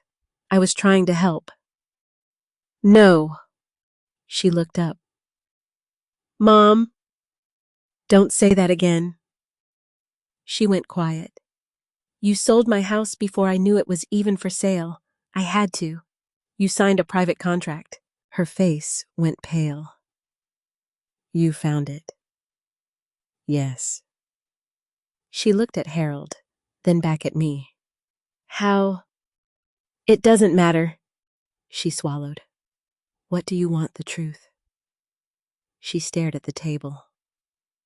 I was in trouble. I know. You don't understand how bad it was. Then tell me. My business was failing. Why didn't you tell me? Because I was ashamed. You could have asked for help. I did. I frowned. When you offered to help me before. I offered. You said no. I couldn't take your money, but you could take my house. Her eyes filled with tears. I thought I could fix everything. How she shook her head. I thought I could sell the house, pay off what I owed, and make sure you had somewhere safe to live. That's not the whole truth. She looked at me. I could see it. There was something she still wasn't saying. Who is Michael Turner? Her expression changed instantly. Why are you asking about him? Because his name is on your contract. She looked away. Brianna. He helped me. With what? She said nothing. Harold leaned forward. Mrs. Williams is entitled to know what role he played. Brianna's hands began trembling. Fine, she whispered. He knew the buyer. My heart pounded. What buyer? I can't tell you. Why? Because if I tell you, everything falls apart. I stared at her. Everything already fell apart. She began crying. Then she said something I never expected. Mom, the person who bought your house wasn't the person I originally planned to sell it to. Harold and I looked at each other. What does that mean? I asked. Brianna wiped her tears. It means the deal changed. After you went into the hospital. Why? She hesitated. Then her voice dropped. Because someone made me an offer I couldn't refuse. I felt a chill move through me. Brianna looked directly into my eyes. Michael Turner. And in that moment, I realized the sale of my house was no longer just a story about my daughter betraying me. Someone else had entered the picture. Someone who had known about the property before the sale. Someone who had been willing to pay my daughter. And whatever Michael Turner wanted with my house, I had a feeling it had nothing to do with helping me. For several seconds after Brianna said Michael Turner's name, I couldn't speak. The coffee shop around us continued as if nothing had happened. A blender hummed behind the counter. Someone laughed near the window. A spoon struck the side of a coffee cup. But at our table, everything had gone still. I looked at my daughter. What did Michael offer you? Brianna wiped her eyes. I don't know if I should tell you. You owe me the truth. I know. No more half-truths. She lowered her head. He offered to take care of my debts. I stared at her. In exchange for what? She didn't answer. In exchange for what Brianna, he wanted the property. My heart sank. The house. Yes. Why, I don't know. You expect me to believe that I didn't ask. Then why would he want it? She shook her head. I thought he wanted to develop the area. I looked at Harold. He remained silent, allowing me to continue. So you made a deal with him? Yes. Before I fell, Brianna hesitated. Yes. The answer hurt more than I expected. I nodded slowly. And you planned to sell my house before I went into the hospital? Yes. The words were barely audible. I felt tears rise in my eyes. Why didn't you just tell me? I knew you'd say no. You didn't even ask. You would have. You don't know that. I do. No, Brianna. You knew what you wanted, so you convinced yourself you knew what I would say. She looked at me. I was desperate. Desperation doesn't give you the right to take someone's home. I know. Do you? She looked down. I know now. I almost laughed. Now her eyes filled with tears again. Mom, I was scared. So was I. When I woke up and found out my house had been sold. She closed her eyes. I never wanted you to find out like that. How did you want me to find out I was going to tell you after everything was settled? After you had the money? She didn't answer. That silence was enough. Harold finally spoke. Brianna, we need to understand the exact structure of the agreement. She looked at him. I don't know all the legal details. Then tell us what you do know. She swallowed. Michael had been trying to buy property in the neighborhood. Why he said there was an opportunity. What opportunity, I don't know. Harold leaned forward. Did he approach you? Yes. When before Mom's accident. Who introduced you? She hesitated. A business associate. Name David Collins. I wrote the name down mentally. Another person. Another connection. Another piece of the puzzle. Harold asked, Did Michael know your mother personally? No. Did he know her health situation? Brianna looked away. Yes. My stomach tightened. How I told him. You told him I was in the hospital. Yes. When? After the fall. Why? Because I needed to explain why the closing might be delayed. I stared at her. So he knew I was vulnerable. I didn't think of it that way. You should have. I know. Harold's voice remained calm. Did Michael ever visit the property? Yes. When once. Before the sale. Yes. I felt cold. He came to my house. Yes. Without my permission, Brianna didn't answer. That was another answer. I leaned back. Did he see inside? No. Are you sure?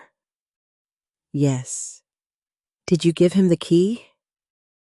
Her eyes dropped. I understood. You did. I had a spare. You had a spare key to my house. Yes, and you gave it to him. I only let him inspect the property. I stared at her. That was my home. I know. No, you don't. My voice broke. You don't know what it means to walk into the house where your husband died, where your children grew up and realize a stranger had been inside because your daughter let him in. Brianna started crying. But this time, I didn't reach across the table. I couldn't. There are moments when a mother's instinct to comfort her child collides with the need to protect herself. This was one of those moments. Harold asked another question. What did Michael tell you he planned to do with the property? He said the land was valuable. Why? He mentioned development. What kind? I don't know. I looked at Brianna. You never asked. I didn't care. You didn't care what happened to my home. I cared about getting you somewhere safe. No, I shook my head. You cared about getting yourself out of trouble. She flinched. I knew the words hurt. They hurt me too. But sometimes the truth hurts before it heals.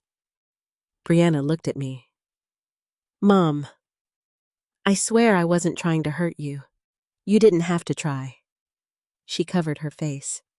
I thought I could fix it. Fix what? My debts. How much did you owe?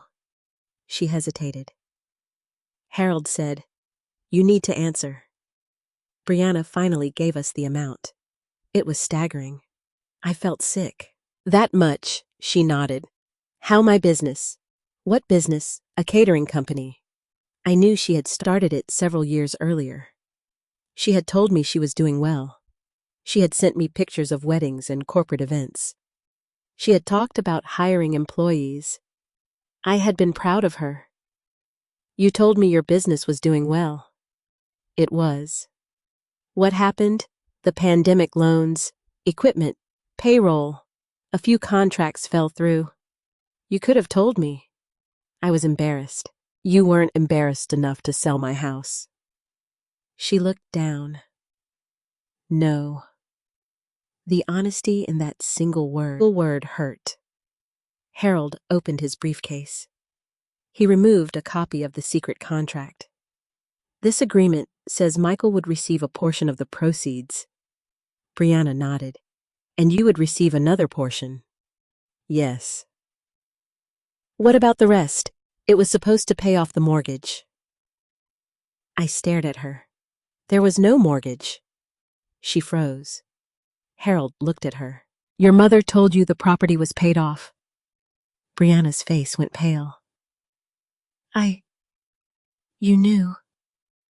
She said nothing. I suddenly understood. The contract wasn't based on the actual financial situation of the house. It had been designed around a story that made the sale appear necessary. I looked at Brianna. You told people I needed money for my care. Yes, but the house was paid off. Yes, you made it sound like I had no other choice. Yes. Why? Because no one would have agreed to the sale if they knew you didn't need the money. I felt a strange calm settle over me. There it was, the truth. She hadn't sold my house because I needed help. She had created a reason for the sale because she needed my property. Harold wrote something down.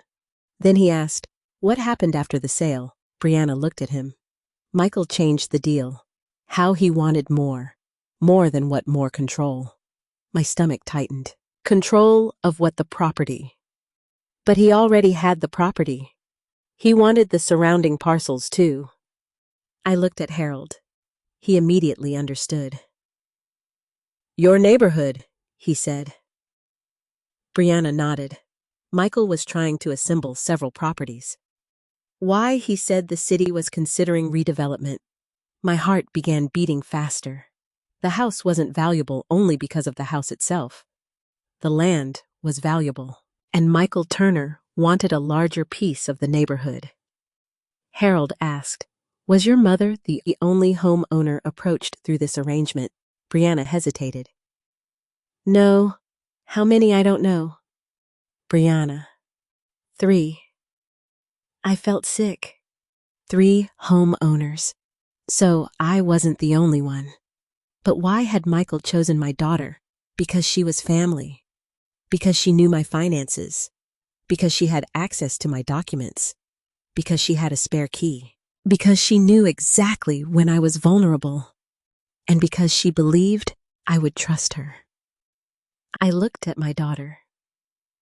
Did Michael know you had access to my legal documents? Yes. Did he know you had my spare key? She hesitated. Yes. Did he know I was in the hospital? Yes. My hands began shaking. How much did he pay you before the closing? She looked at the table. Nothing. Harold looked surprised. Nothing. He promised to pay after the closing. Then why did you agree? Because he promised to clear my debts. Verbally? No. Was it in writing? Brianna nodded.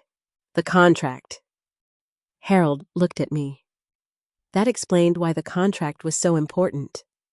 Brianna had tied her financial survival to the sale of my house. If the sale failed, her debts remained. If the sale succeeded, she received the money she needed. She had built her escape on my property. Then Brianna said something that made my blood run cold. There was one more condition. I looked at her. What condition? She hesitated. Michael wanted you moved out permanently. My heart stopped. What he didn't want you living in the house again. Why he said it would complicate the transaction. I stared at her. So, you put me in assisted living. I thought it would be safer. You knew I could return home. Yes. But you made sure I couldn't. She started crying. I didn't know what else to do. I looked at her for a long moment. Then I said the one thing I had been afraid to say. You didn't lose your way, Brianna. She looked up. You chose this. Her face crumpled. I know. The meeting ended shortly afterward. Harold and I walked outside. The afternoon sun was beginning to disappear behind the buildings. I stood beside his car staring at the sidewalk. Harold. Yes, if Michael wanted the property for redevelopment, why did he need my daughter? Because she gave him access. I nodded, and because she believed I would never suspect her. Yes. I took a deep breath. What happens now? We challenge the sale. Can we? We have grounds to investigate. That's not what I asked. He looked at me. Yes, Nia. His voice was firm. We have a real chance. For the first time in weeks, I felt something besides fear. Hope. But before I could hold on to it, Harold's phone rang. He answered. His expression changed almost immediately. Who is this? He listened, then looked at me. I understand. He ended the call. What happened? That was the title company, and they found something in the closing file. What? He looked directly at me. There was a second authorization document. My heart stopped. I never signed a second authorization. I know. Then whose signature is on it? Harold didn't answer. He simply opened his briefcase, and as he pulled out the document, I saw my own name at the bottom. My signature. But this time, there was something different. A date. A date when I was already in the hospital. I stared at it, and suddenly, the entire case changed. Because if that document was real, someone had signed my name while I was under medical care. And if it wasn't real, then someone had forged it. Either way, someone had crossed a line that could no longer be explained as a family mistake. I stared at the document for so long that the words began to blur. My name was printed at the bottom. Nia Williams. Beneath it was a signature that looked almost exactly like mine. But the date beside it made my blood run cold. I was in the hospital that day. I knew because I remembered the date. It was the morning after my surgery. I had been in physical therapy that afternoon, trying to stand without putting too much weight on my injured hip. I couldn't have been somewhere else signing legal documents. I couldn't have been at a title office. I couldn't have been meeting an attorney. I could barely walk. I looked at Harold. This is impossible. He nodded. That is exactly why we need to investigate it. I touched the paper with one trembling finger. Could someone have brought it to my hospital room? Do you remember signing anything that day? No. Do you remember Brianna bringing documents? She brought papers several times. Did you sign any of them? No. I looked at the signature again. It looks like mine. That doesn't make it yours. His words were simple, but they gave me a strange sense of relief. For the first time, someone was saying out loud what I had been afraid to believe. Harold placed the document into a clear protective sleeve. We're going to preserve this exactly as it is. What happens now? I want a forensic document examiner to compare this signature with known examples of your handwriting. I nodded. Can they tell if it's forged? Sometimes. Sometimes, forgery isn't always obvious. A good imitation can look convincing. I stared at my name. How could someone do this? Harold didn't answer. But I already knew. There was only one person who had access to my personal documents, my signature, my financial information, and the house. Brianna. I didn't want to believe it, but the evidence was becoming impossible to ignore. That afternoon, Harold arranged for me to speak with an investigator named Patricia Evans. She was a former banking fraud investigator who now worked with attorneys on financial cases. She came to the law office carrying a thin laptop and several folders. She was calm and professional. After Harold explained the situation, she looked at me. Mrs. Williams, I'm going to ask you some difficult questions. I understand. I need you to answer exactly what you remember. Don't guess. Okay. Where were you on the date shown on this document? I closed my eyes. The hospital. Do you remember the room? Yes. Who was with you? A nurse. Later, my daughter. Did you leave the hospital? No. Did you sign any legal document? No. Did you give anyone permission to sign on your behalf? I hesitated. I had previously signed a limited power of attorney for routine financial matters. Do you know exactly what it covered? I thought it allowed Brianna to handle bills. Patricia nodded. Did you ever authorize her to sell your house? No. Did you ever tell her verbally that she could sell it? No. Did you ever agree to move permanently into assisted living? No. She wrote something down. Then she asked, did Brianna ever ask you to sign a broader power of attorney while you were hospitalized? Yes. When? During the first week. Did you sign it? No. Why not? I wanted Harold to review it. Patricia looked at Harold. That may be significant. She turned back to me. Do you remember where Brianna kept the documents? In a folder? Did she ever leave that folder unattended? Yes. Where? On my hospital table once. Patricia stopped writing. Could you have handled the documents without signing them? Yes. Could someone have obtained a sample of your signature from those papers? I thought about it. My hospital forms had my signature. What about your financial records? She had access to those. Property records? Yes. Patricia nodded. Then whoever created this document had plenty of opportunities to study your signature. My chest tightened. Are you saying Brianna forged it? No. She looked directly at me. I'm saying we don't have enough evidence to make that conclusion yet. I appreciated her caution, but emotionally, I had already reached the conclusion my heart had been fighting. After Patricia left, Harold received another call. He listened quietly. Then he looked at me. The examiner can compare the signature tomorrow. I nodded. Do it. That evening, I returned to my apartment. I sat alone at the small kitchen table. The table wasn't mine. The chair wasn't mine. Even the dishes were provided by the facility. I suddenly understood what Brianna had taken from me. It wasn't only a house. It was the feeling of belonging somewhere. My entire adult life had been organized around that home. Every birthday, every Christmas, every argument, every reconciliation, every holiday meal, every quiet morning with Marcus. And now, I was sitting in a room that felt temporary. I opened my phone. There were several missed calls from Brianna. I didn't answer. Then a message appeared.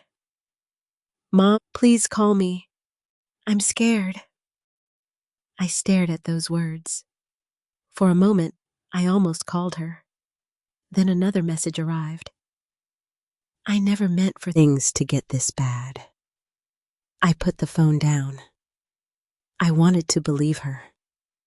I wanted to believe that somewhere underneath all of this was still the daughter I knew.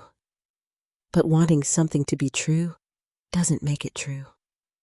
The next morning, Harold called. Nia, yes.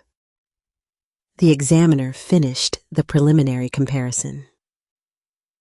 My heart started racing. And the signature is inconsistent with your known handwriting. I closed my eyes. So it's forged. He paused. The examiner believes there are strong indications that it was traced or reproduced rather than naturally written. I felt tears slide down my cheeks. Then she did it. We still need the formal report, but you believe it? I believe we have enough to take the next legal step. I wiped my face. What is that? We can challenge the transaction. Can we stop the new owner from doing anything with the property? We can seek an emergency injunction. I felt a small spark of hope. What does that mean? It could prevent further transfer or development while the court reviews the evidence. I nodded. Do it. We'll need to move quickly. Then move quickly. For the first time since my fall, I wasn't waiting for someone else to decide my future. I was making a decision. Harold filed the necessary emergency paperwork. The next 48 hours were a blur. Documents were requested. Bank records were examined. The title company was contacted. The real estate transaction was flagged for legal review. And then something unexpected happened. The buyer's attorney contacted Harold. He wanted to meet. Harold agreed. I went with him. The meeting took place in a conference room downtown. The attorney introduced himself as Daniel Brooks. He was polite but guarded. I want to make something clear, he said. My client purchased the property believing the transaction was legitimate. I looked at him. Your client knew my daughter was selling my home. He believed she had authority. She didn't. I understand that is your position. It isn't a position. I pushed the forged authorization across the table. This is a fact. Daniel looked at the document. His expression changed. I haven't seen this version. I frowned. You haven't? No. Harold leaned forward. Then ask your client why it was submitted to the title company. Daniel was silent. After several moments, he said, I'll need to investigate. Do that. The meeting ended. But as Harold and I walked out, I noticed someone standing across the lobby. A tall man in a dark suit. He looked directly at me. I recognized him immediately. Michael Turner. He didn't approach. He simply watched. Then his phone rang. He answered. His eyes remained on me. A chill went through my body. Harold. Yes, that's him. Michael. Yes. We stopped walking. Michael ended his call. Then he walked toward us. Mrs. Williams. I stared at him. How do you know me? He gave a small smile. Your daughter talks about you. I felt sick. You knew who I was before you bought my house. He didn't answer. Harold stepped between us. You should speak through counsel. Michael's smile disappeared. I wasn't trying to hurt your client. You purchased her property through a transaction now under investigation. I purchased a property I was told was legitimately offered. You knew she was hospitalized. I knew she was unavailable. I looked at him. You knew I couldn't defend myself. He shook his head. That wasn't my intention, but you took advantage of the situation. I didn't. You paid my daughter. His expression changed. Your daughter approached me. That sentence stopped me. Brianna had told me Michael approached her. Now he was saying the opposite. Someone was lying. Maybe both of them. Michael looked at Harold. You should ask your client why her daughter was so desperate to sell. Then he walked away. I watched him disappear through the glass doors. My hands were shaking. Harold placed a hand on my shoulder. Don't let him intimidate you. I'm not afraid of him. Good. I looked at him. I'm afraid of what my daughter may have done. Harold didn't answer. Because he knew exactly what I meant. The forged signature was one thing. The secret contract was another. The financial transfers were another. But now there was something even more troubling. Brianna and Michael were telling completely different stories about who initiated the deal. And if one of them was lying about that, then there was still a missing piece. A piece that could explain everything. That afternoon, the forensic examiner sent Harold the full report. He called me immediately. Nia, I need you to come to the office. What happened?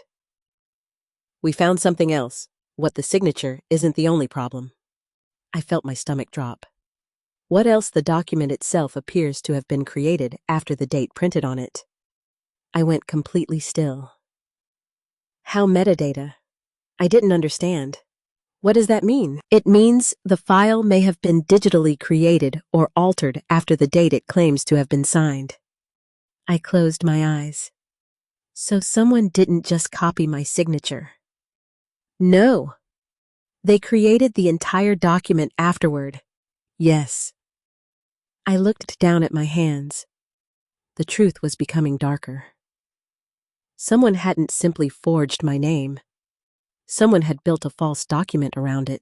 And now I knew the person who did it had access to technology, my personal information, and the exact timing of my hospitalization.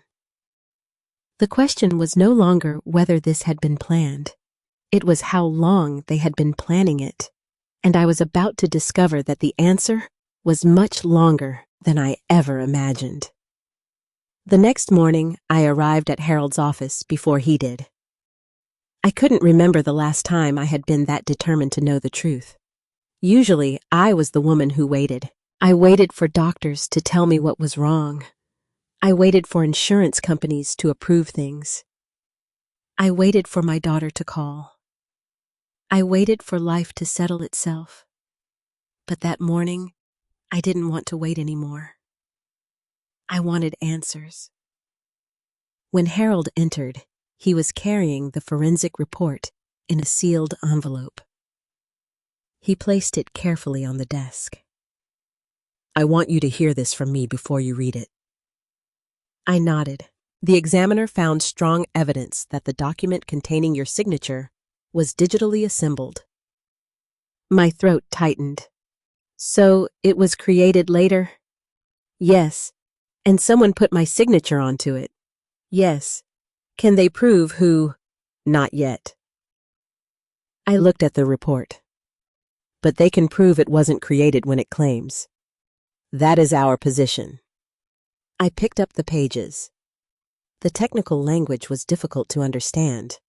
But one thing was clear. The document had been generated after I was already hospitalized. Someone had created it. Someone had inserted my signature. Someone had submitted it as though it were legitimate. I looked at Harold. Then this wasn't an accident. No, it was planned. Yes. That single word felt heavier than anything else. Planned. I closed my eyes. All those weeks I had spent wondering whether my daughter had made a terrible decision.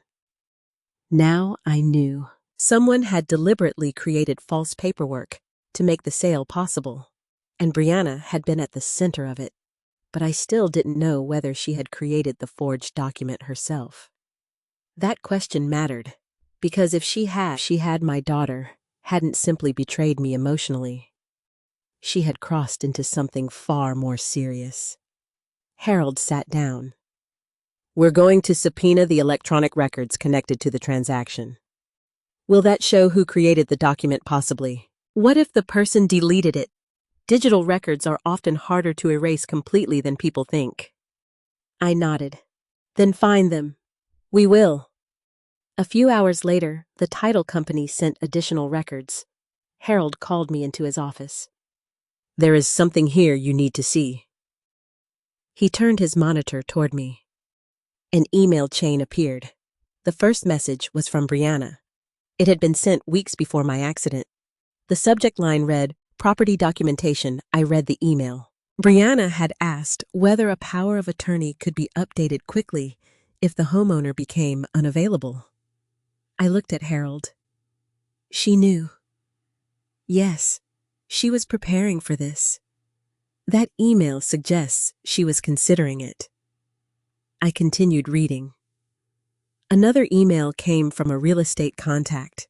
It explained what documents would be required if the owner became incapacitated. My hands went cold. Brianna had asked about those requirements before I ever entered the hospital, before my fall, before anyone knew I would become unable to manage my affairs temporarily. I leaned back. She planned for the possibility. Yes, not the accident itself. No, but she planned for me to become unavailable. That appears to be the case. I stared at the screen. Maybe that was why she had been asking so many questions. Why she wanted copies of my documents. Why she wanted to know where everything was. Why she had insisted on helping me with my finances. She wasn't simply preparing to help me. She was preparing for a moment when I couldn't stop her. A cold feeling settled in my chest. I remembered one particular conversation. It had happened in my kitchen 6 months earlier. Brianna had been sitting across from me. She had asked casually, "Mom, what happens if you can't make decisions for yourself?" I had laughed. "I suppose you'll have to help me." She smiled. "I will." At the time, I had thought it was a loving conversation. Now I realized she had been testing the boundaries of my trust. I told Harold about it. He wrote it down. "Anything else?" "Yes. She once asked me where I kept my original deed." "Did you tell her yes?" "Where in my bedroom desk?" Harold looked at me. "Who had access to that desk, Brianna? Anyone else?" "No." He nodded. Then his phone rang. He answered. His expression became serious. "Thank you. Send it over." He ended the call. "What?" The bank records arrived. He opened a new file. "Remember the transfer from Brianna's account to Michael Turner?" "Yes. We found the source of the money." I leaned forward. "Where did it come from, the proceeds from your house?" My heart sank. I knew that. Not all of it. He turned the screen toward me. There were several transactions. The money from the sale had been divided. One portion went to the closing expenses. One went into an account controlled by Brianna, and another portion moved through an account connected to Michael. But then Harold pointed to something else. "Look at this." A smaller transfer had been made before the closing. I frowned. "That isn't from the sale." "No." "Where did it come from, Michael?" I stared at the screen. "He paid her before the house was sold." "Yes. How much Harold told me. It wasn't enough to clear her debts, but it was enough to matter." "Why would he pay her in advance?" "We don't know." I thought about Michael's statement. He had said Brianna approached him. Brianna had said he approached her. The money suggested Michael had a reason to keep her involved. But what Harold opened another file. This is where it gets interesting. There were payments from Michael's company to several people. Some were contractors. Some were property consultants. One payment had been made to a company owned by David Collins, the same man Brianna had named as the person who introduced her to Michael. I stared at the screen. So David was involved too. Yes. Then this wasn't just Michael and Brianna. No. Harold leaned back. "We may be looking at a coordinated property acquisition." The words sounded frighteningly cold, but they explained something. Michael wasn't interested in my house because he wanted one house. He wanted several properties, and Brianna may have been one piece of a larger plan. I asked, "How many properties we've identified 3 transactions with similar patterns?" 3. Yes. Were the owners elderly? Harold nodded. 2 were older homeowners. My stomach tightened. Did their children handle the transactions? In one case? Yes. I looked at him. This has happened before. It appears so. For the first time, I understood why Michael had been so confident. He had done this before. Maybe not exactly the same way, but he knew how vulnerable homeowners could become when family members stepped in. And Brianna had given him access to that vulnerability. I felt angry, not only at my daughter, at the people who had built a system around taking advantage of people like me. People who had spent decades paying mortgages, raising children, maintaining homes, and trusting their families. Harold noticed my expression. "What are you thinking, that I don't want this to happen to anyone else?" He nodded. "We can consider that after your case is secure." "No." I looked at him. I mean it. Nia, if they did this to other people, I want them exposed. We have to be careful. I know. I looked at the documents, but I won't be silent. That afternoon, something unexpected happened. Jordan called. Mom, I need to tell you something. I found something in Brianna's old messages. My heart began racing. What kind of messages? Messages with Michael. Can you send them to me? I already did. I opened my phone. There were screenshots. The messages were short. Michael had written, "Once the authorization is complete, everything moves quickly." Brianna replied, "She can't know." Then Michael, "She won't." My hands began shaking. Another message. "Make sure the hospital paperwork is handled before closing." Brianna, I know. I stared at the screen. There were several more. Then one message made my blood run cold. Michael had written, "Your mother is the only obstacle." Brianna replied, "I can handle her." I couldn't breathe. I read the words again. I can handle her. That wasn't love. That wasn't protection. That was a plan. I showed Harold. His expression hardened. This changes things. How this may establish intent. I sat down. I had spent my whole life protecting Brianna, making excuses for her, defending her when relatives criticized her, believing she was better than her mistakes. Now I was looking at a message where she had described me as an obstacle. My own daughter, an obstacle. I closed my eyes. A tear slipped down my cheek. Harold didn't speak. He simply waited. After several minutes, I said quietly, I think I'm ready for what to go home. He looked at me. We'll get you there. No. I shook my head. I don't mean emotionally. I looked at the documents. I mean the house. Harold understood. You want to see it? Yes. That's risky. I don't care. Nia, the property is currently occupied by the buyer. I know. We don't want you confronting anyone. I won't. I looked at him.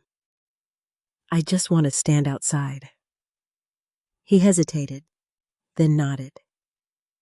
That evening we drove to Willow Creek Drive.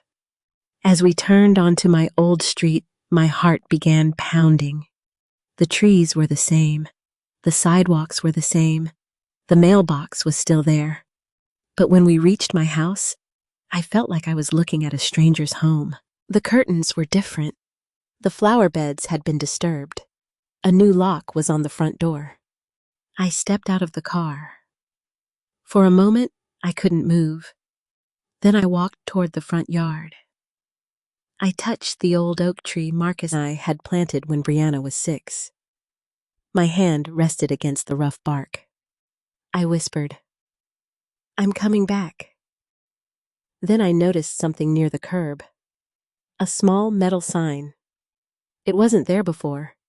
It carried the name of a development company, Michael Turner's company. My heart dropped. He wasn't planning to keep the house. He planned to tear it down. I turned toward Harold. What does that mean?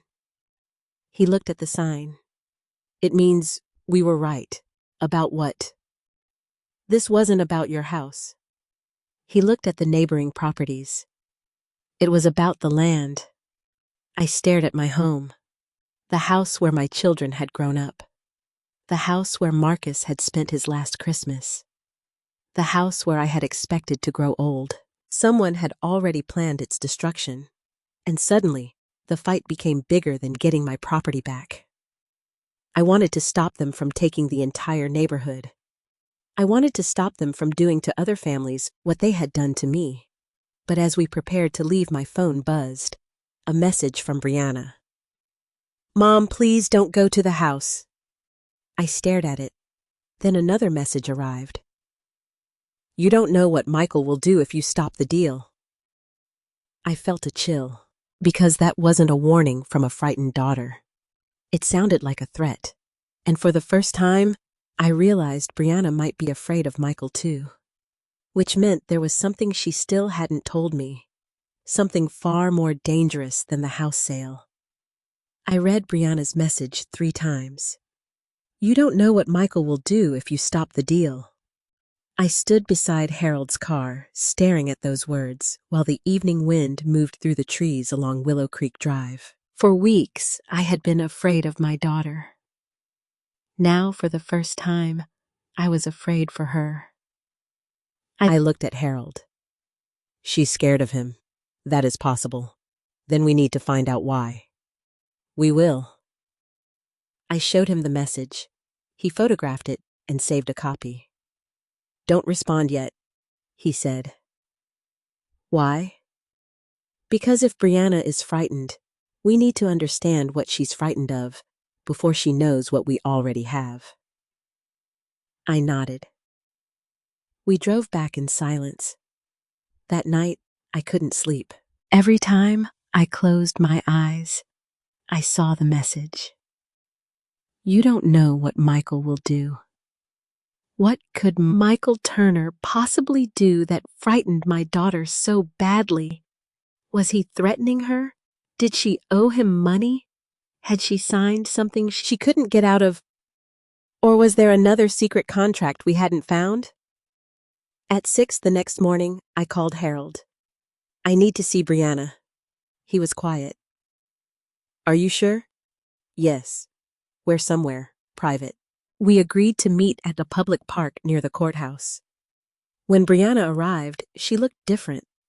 She wasn't angry. She wasn't defensive. She looked exhausted. She sat across from me and folded her hands in her lap. You shouldn't have gone to the house. I wanted to see it. Mom, please. Why are you afraid of Michael? Her face immediately changed.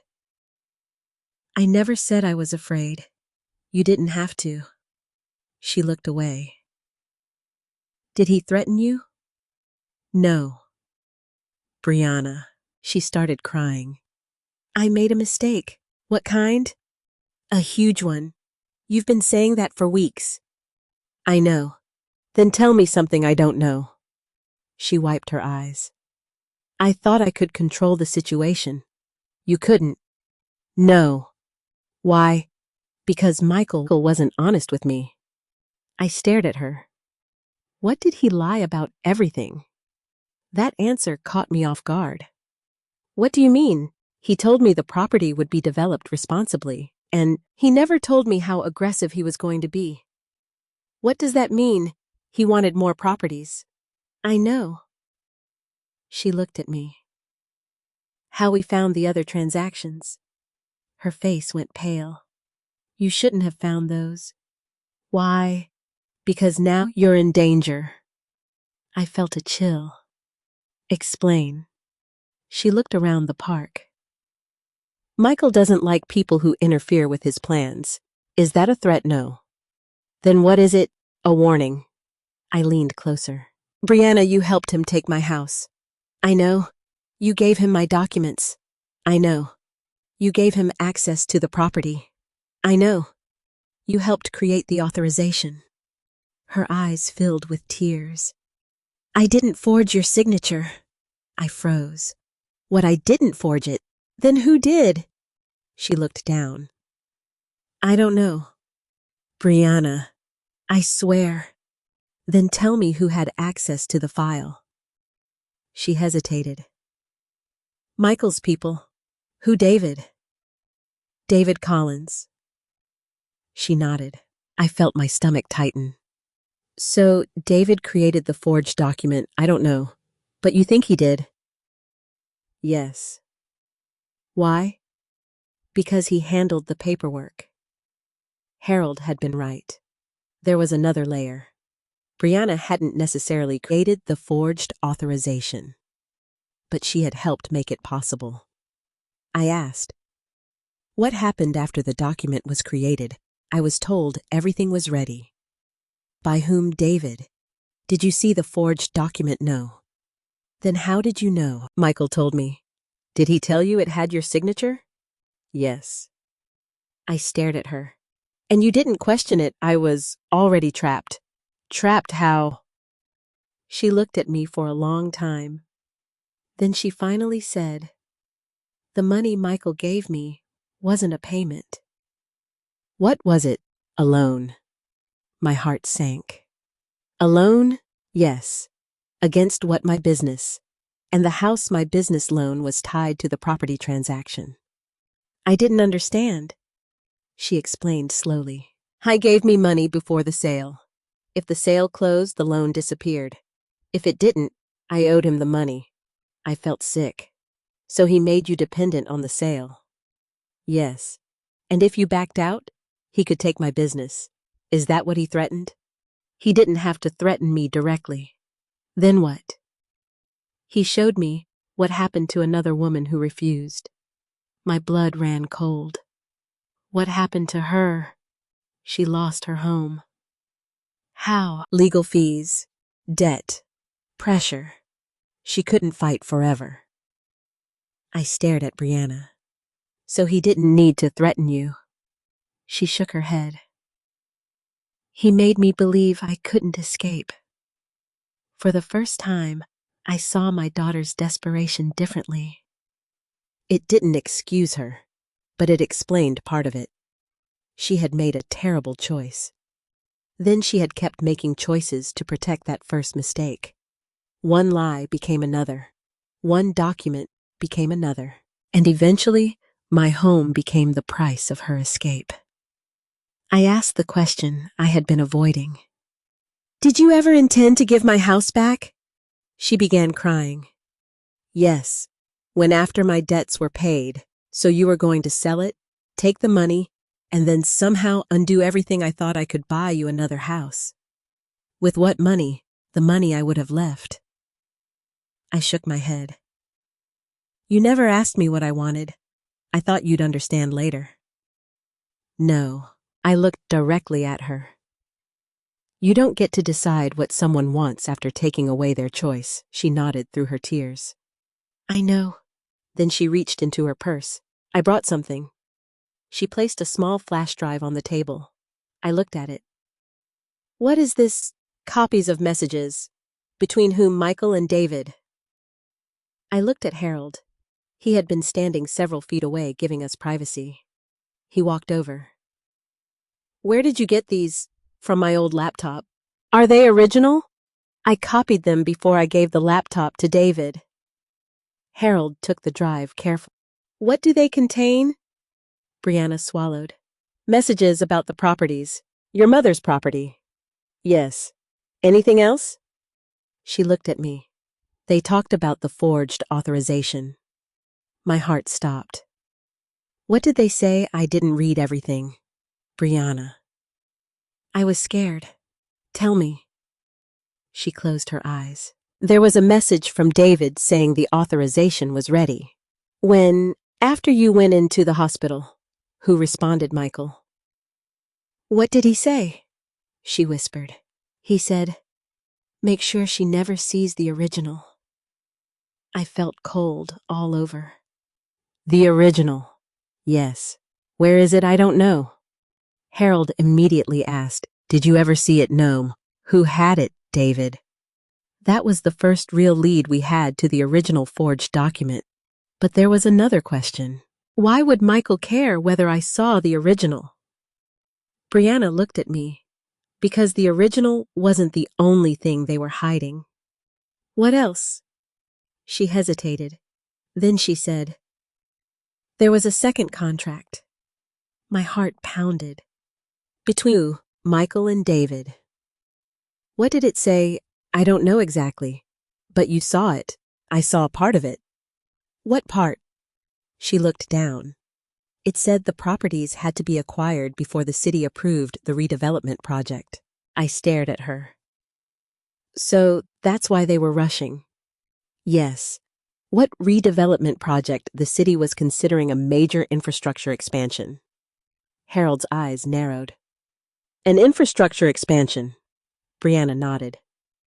There's a proposed transportation corridor. I suddenly understood. The value wasn't simply the land. The value would increase dramatically if the city approved the project. Michael wasn't buying houses to live in. He was buying land before everyone else knew how valuable it would become. He had identified an opportunity, and my daughter had helped him exploit it. But there was still one missing piece. "Brianna," I said quietly, "why my house?" She looked at me. "Because yours was the largest parcel."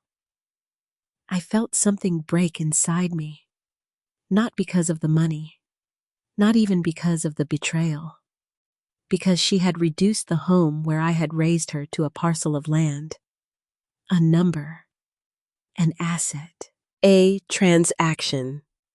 I stood. "I need to go. Mom, I need time." She nodded. As I walked away, she called after me. "Mom." I stopped. "I'm sorry." I turned around. "I believe you're sorry." Her face crumpled. "But being sorry isn't enough." "I know. You have to help me fix this." She nodded. "I will." Harold and I left the park. In the car, I looked at the flash drive sitting inside an evidence bag. Can this prove what happened? If the messages are authentic, they could be extremely important. Then let's use them. We will. That afternoon, we took the drive to a digital forensics specialist. The specialist examined the files and confirmed something that made my heart race. The messages appeared to be authentic. More importantly, they contained dates. Dates that lined up with the preparation of the fraudulent authorization. There were conversations about my property, about my hospitalization, about the closing, and about the redevelopment plan. Then the specialist found something else. A deleted message had been recovered. It had been sent by David to Michael. The timestamp was 2 days before the forged authorization was submitted. The message contained only one sentence. "Once Nia is moved permanently, there will be nothing standing in our way." I stared at the screen. Nia, not the homeowner, not the seller. My name. They knew exactly who I was. They knew exactly what they were doing. And they had planned to remove me from my home before completing the deal. Harold looked at me. "This is significant." I nodded, but I wasn't thinking about the courtroom anymore. I was thinking about the oak tree, Marcus's chair, Brianna's childhood bedroom, the kitchen where we had celebrated birthdays. All the ordinary moments that made a house a home. Someone had looked at all of that and seen only money. I wiped my eyes. "Harold." "Yes, I want the house back. We'll fight for it." "No." I looked at him. "I don't just want the house back. What else? I want the truth exposed." He nodded. "And I want Brianna to tell the truth. She may have to. I don't want revenge." "What do you want?" I looked down at the evidence. Accountability. That evening, the court granted the emergency order preventing further transfer or development of my property while the case was reviewed. For the first time in weeks, I allowed myself to breathe. But the victory was temporary. Because the next morning, Harold received a letter from Michael Turner's attorney. It contained a startling claim. Michael said he had never authorized the forged document. He claimed David Collins had acted independently. And then came the part that terrified me. Michael's attorney attached a copy of a new contract, one that had never been shown to us before, a contract bearing Brianna's signature. And according to its terms, if the property sale was challenged, Brianna could be held personally responsible for millions of dollars. I stared at the document. Suddenly, I understood why my daughter had been so afraid. Michael hadn't just bought her cooperation. He had built a trap around her. And if we exposed everything, Brianna could lose far more than her business. She could lose everything. I looked at Harold. What do we do? He closed the folder. We find out who created that contract. I nodded, because now the truth was no longer only about recovering my home. It was about breaking a chain that had been built carefully around my daughter, my property, and possibly several other families. And somewhere inside that chain was the final person who had been pulling the strings. For the first time since this nightmare began, I understood that Brianna wasn't the only person who had betrayed me. She had made terrible choices. She had lied. She had handed over information that never belonged in anyone else's hands. But Michael Turner and David Collins had built something much larger around those choices. They had seen my daughter struggling financially and turned her desperation into leverage. They had seen my age and treated it as weakness. They had seen my hospitalization as an opportunity. And they had looked at my home, the place where my family had lived for decades, and seen nothing but profit. I couldn't let them win. The morning after we received Michael's contract, Harold and I met with Patricia Evans again. She had reviewed the documents overnight. This contract is very important, she said, because of the money, because of the conditions. She pointed to one paragraph. This says, Brianna would become responsible for the entire amount if the property transaction failed. I looked at the figure. It was enormous. She could never pay this. That's likely the point. I stared at her. What do you mean? Patricia folded her hands. If someone puts a debt this large over another person's head, that person becomes extremely easy to control. I felt a chill. So Michael knew Brianna couldn't escape. Yes, and if she tried to stop him, she would face financial ruin. I thought about my daughter's frightened face in the park. For the first time, I understood why she had looked trapped. But I also understood something else. Being trapped did not erase responsibility. She had still chosen to use my trust. She had still allowed them access to my life. She had still helped move me out of my own home. I could feel compassion for her without pretending she was innocent. Harold looked at me. We need Brianna's cooperation. I know. She may be the key witness. I nodded. Then I'll ask her. That afternoon, I called my daughter. She answered immediately. Mom, I need to see you. Okay. Bring everything you have. There was silence. Everything. Every contract.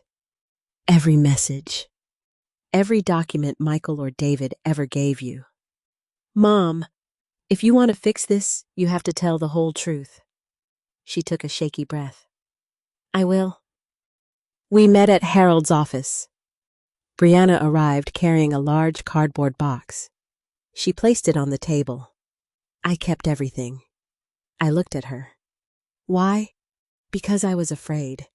Afraid of what? That one day someone would say, I did all of this by myself. I stared at her. And did you? No. She opened the box.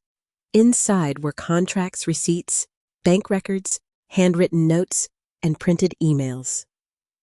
Harold immediately began organizing them. Brianna sat quietly. Then she pulled out a small black notebook. This is mine. What is it notes I made when everything started? She handed it to me. The first pages contained ordinary business expenses. Then the entries changed. Dates, names, amounts, questions. One sentence caught my attention. Michael says Mom's house is the easiest property to acquire. I felt my chest tighten. Another entry, need to convince Mom she can't safely return home. I closed the notebook. I couldn't read anymore. Brianna started crying. I was scared. I looked at her. You wrote that before my accident. Yes, so you had already decided. I thought I had. What changed? She looked at me. You did. I didn't understand. How?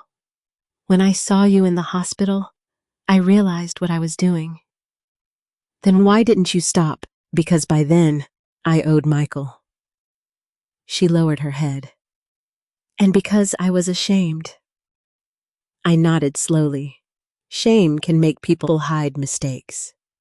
I know, but hiding a mistake can turn it into a crime. She began crying harder. I know. Harold interrupted gently. Brianna, we need to establish exactly how the forged authorization was created. She nodded. I never saw David create it. Who told you it existed, Michael? Did you ever send him a copy of your mother's signature? Brianna hesitated. Yes. My heart sank when he asked for documents that showed her signature. Why he said the title company needed them. I looked at her. And you believed him I was stupid. You were desperate. I was both. Harold asked, what documents did you send an old bank form? A copy of the deed, some insurance paperwork. Anything else? A photograph of Mom's driver's license. I closed my eyes. She had given them everything they needed. My identity, my address, my signature, my property records, my vulnerability. Harold continued.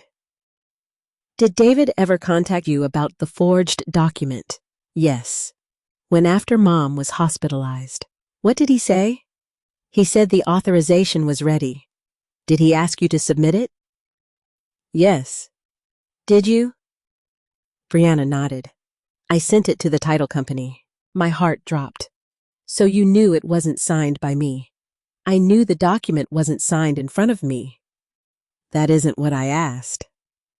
She looked at me. I knew something was wrong. I felt tears rise in my eyes. Then why? Because I was terrified. I looked away. For several seconds, nobody spoke. Finally, I said, You should have been more afraid of hurting me. She nodded. I know. Harold collected the documents. These records may be enough to establish a coordinated scheme. Brianna looked frightened. What happens to me? I looked at her. That depends on what you do now. Will I go to prison? I don't know. She began crying. I wanted to comfort her. The old instinct was still there. But I didn't move. Brianna, I said quietly, you need to understand something. She looked up. I am your mother. I know. I love you. She began sobbing. But I will not lie for you. I don't want you to. Then tell the truth. I will. Harold contacted the authorities handling the property investigation. The documents were submitted. The digital messages were authenticated. The forensic report was added. The financial records were examined. And then something happened that none of us expected. David Collins disappeared. His office was closed. His phone was disconnected. His company website went offline. The investigator couldn't locate him. Harold looked concerned. That isn't good. Why? Because people don't disappear when they're innocent and comfortable. I felt a chill. Where could he go? We don't know. That evening, Brianna called me. Her voice was trembling. Mom. What happened? David called me. When? An hour ago. What did he say? He told me to stop cooperating. My heart began racing. Did he threaten you? He said Michael would make sure I regretted it. I stood up. Where are you? At home. Don't leave. Mom, stay there. I called Harold immediately. Within an hour, investigators were at Brianna's home. They took the call records and documented everything. But David had already vanished. The next morning, something unexpected arrived at Harold's office. An envelope, no return address. Inside was a handwritten letter. It was addressed to me. My hands shook as I opened it. The handwriting wasn't Brianna's. It wasn't Michael's. It was David's. The letter contained a confession. Not everything, but enough. David admitted he had created the fraudulent authorization. He admitted he had received Brianna's signature samples. He admitted Michael knew the document was false, and he admitted the property acquisition plan had been discussed months before my hospitalization. I looked at Harold. This proves it. It proves a lot. I continued reading. Then I reached the final paragraph. David wrote that Michael had pressured him to create the documents because the redevelopment deadline was approaching. But there was one sentence that made my hands go cold.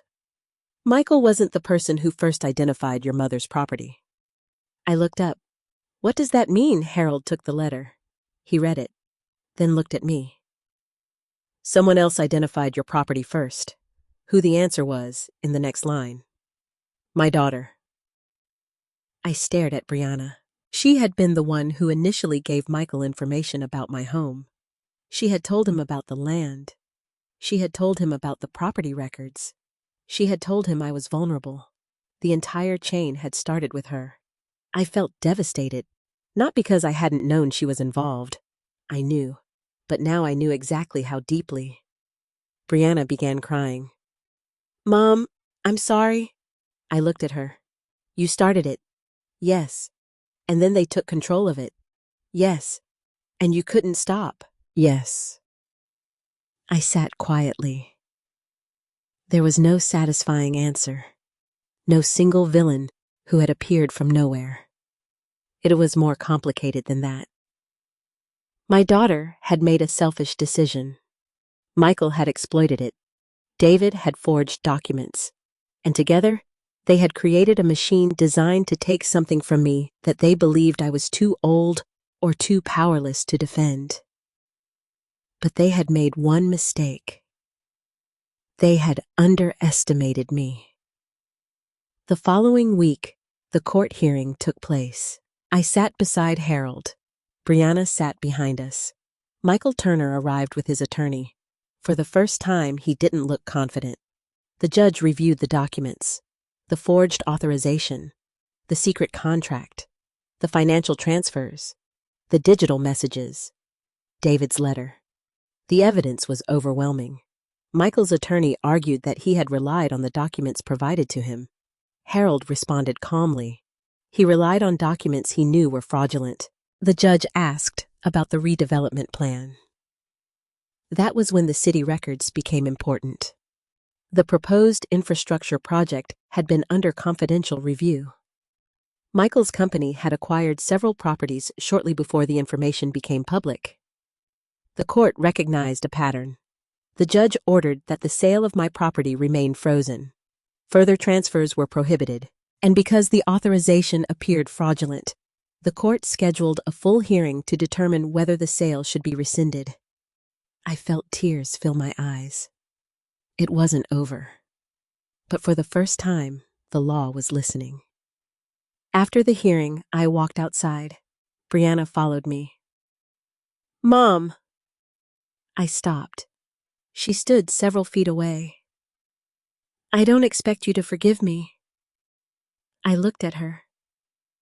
Good. She nodded. I just want you to know I'm going to tell the truth. That is what you should have done from the beginning. I know. I looked toward the courthouse. You can't undo what happened. I know, but you can stop making it worse. She nodded. I will. Then she did something I hadn't expected. She handed me a key. I looked at it. What is this The spare key to your house. I stared at it. She began crying. I should have given it back a long time ago. I closed my fingers around it. It was just a small piece of metal, but in my hand, it felt like the first piece of my life returning. I didn't hug her. Not yet, but I didn't walk away either. Because forgiveness, I was beginning to understand, wasn't the same as pretending nothing had happened. Sometimes forgiveness began with truth, and truth had finally arrived. But there was still one final battle. The court had to decide whether my home would legally come back to me, and that decision would determine whether I could finally return to Willow Creek Drive and close the door behind me as its rightful owner once again. The morning of the final hearing, I woke before sunrise. For a few minutes, I simply lay in bed and listened to the quiet. There was no television, no hallway conversation, no ringing phone. Just the soft hum of the air conditioner and the sound of my own breathing. I thought about how much had changed since the day I woke up in the hospital. Back then, I had believed the worst thing that could happen was losing my house. I was wrong. The worst thing was discovering that the person I trusted most had helped someone take it from me. But somewhere along the way, something else had happened. I had found my voice again. I got dressed slowly.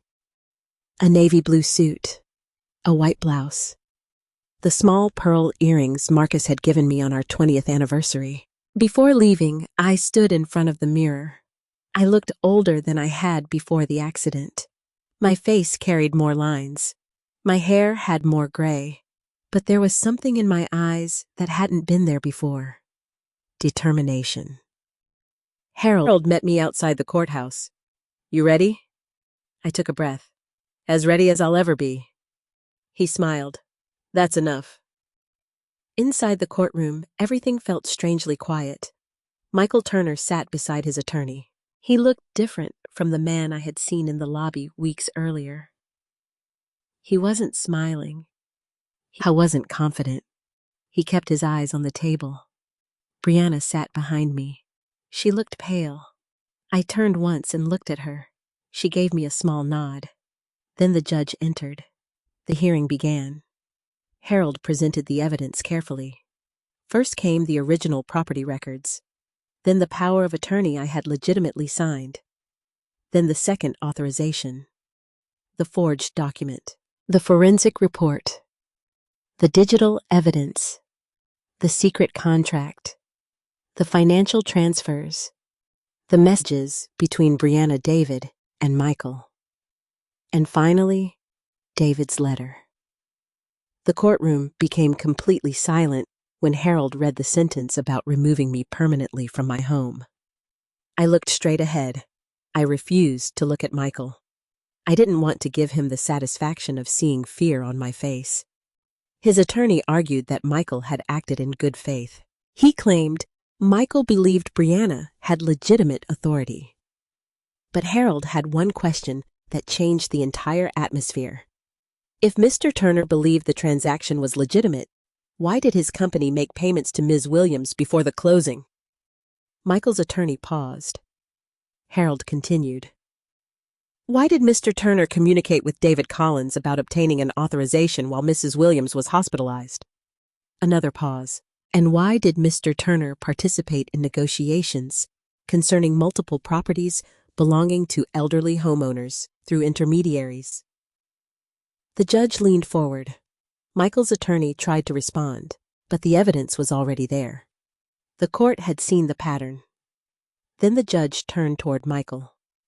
Mr. Turner, did you know this authorization was not personally signed by Mrs. Williams?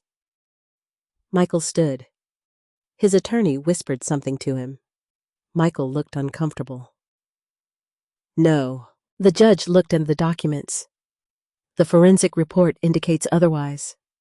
Michael swallowed. I relied on my business associates. The judge's expression hardened. Reliance does not excuse knowingly accepting fraudulent documentation. Michael sat down. Then came Brianna's testimony. I hadn't known exactly what she would say. She took the witness stand. The courtroom was silent. Her attorney had advised her to answer truthfully. The judge asked her to explain her involvement. Brianna told the truth. She admitted she had financial problems. She admitted she had approached Michael. She admitted she gave him information about my property. She admitted she had provided samples of my signature. She admitted she submitted the fraudulent authorization to the title company. And she admitted she had lied to me about why my house was being sold. I listened to every word. Some of it hurt. Some of it made me angry. Some of it made me want to close my eyes. But I didn't. I needed to hear it. When she finished, the judge asked her one final question. Why did you do this? Brianna looked toward me. Her eyes filled with tears. I was afraid. The judge waited. I was drowning financially, and I thought selling my mother's property would solve everything. She took a breath. Then I realized I had made a terrible mistake, but by then, I was trapped by the people I had trusted. The judge asked, Did you believe your mother would agree to the sale? No. Did you know she had not authorized the sale? Yes. The courtroom became silent. Brianna lowered her head.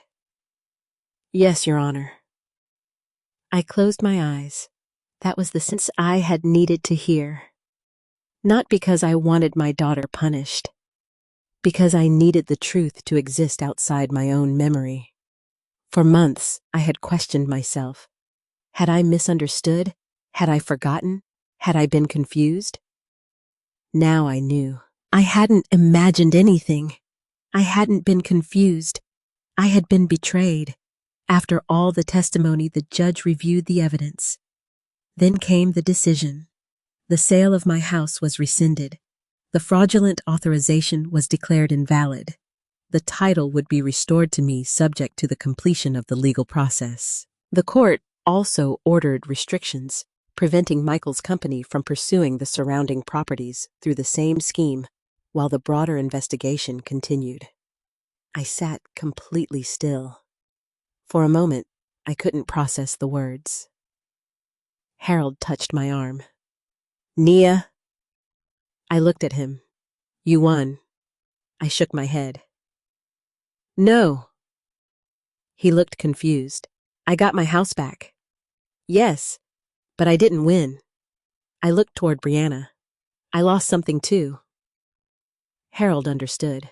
Some victories come with scars. Outside the courthouse, reporters weren't waiting. There were no cameras, no dramatic headlines, just ordinary people walking past. That was how I wanted it. Quiet, personal, real. Brianna came toward me. She stopped several feet away. Mom. I looked at her. I don't know what to say. You don't need to say anything. I want to apologize. I know I don't deserve forgiveness. I didn't answer. She continued. I hurt you. Yes. I lied to you. Yes. I betrayed your trust. Yes. She wiped her tears. I don't expect you to forget. I won't. She looked down. But I hope someday you can forgive me. I took a slow breath. I don't know when that day will come. She nodded, but I'm not saying never. Her eyes filled with tears. That was all I could give her.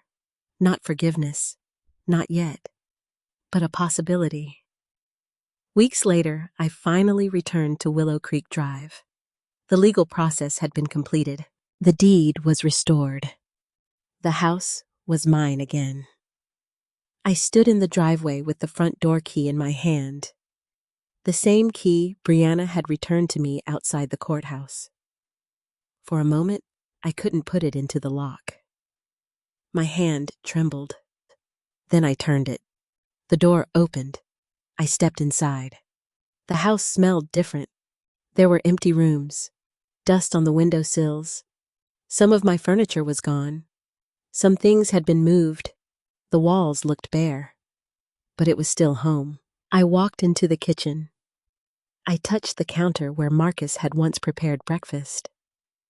I walked into the living room. His chair was gone. That hurt.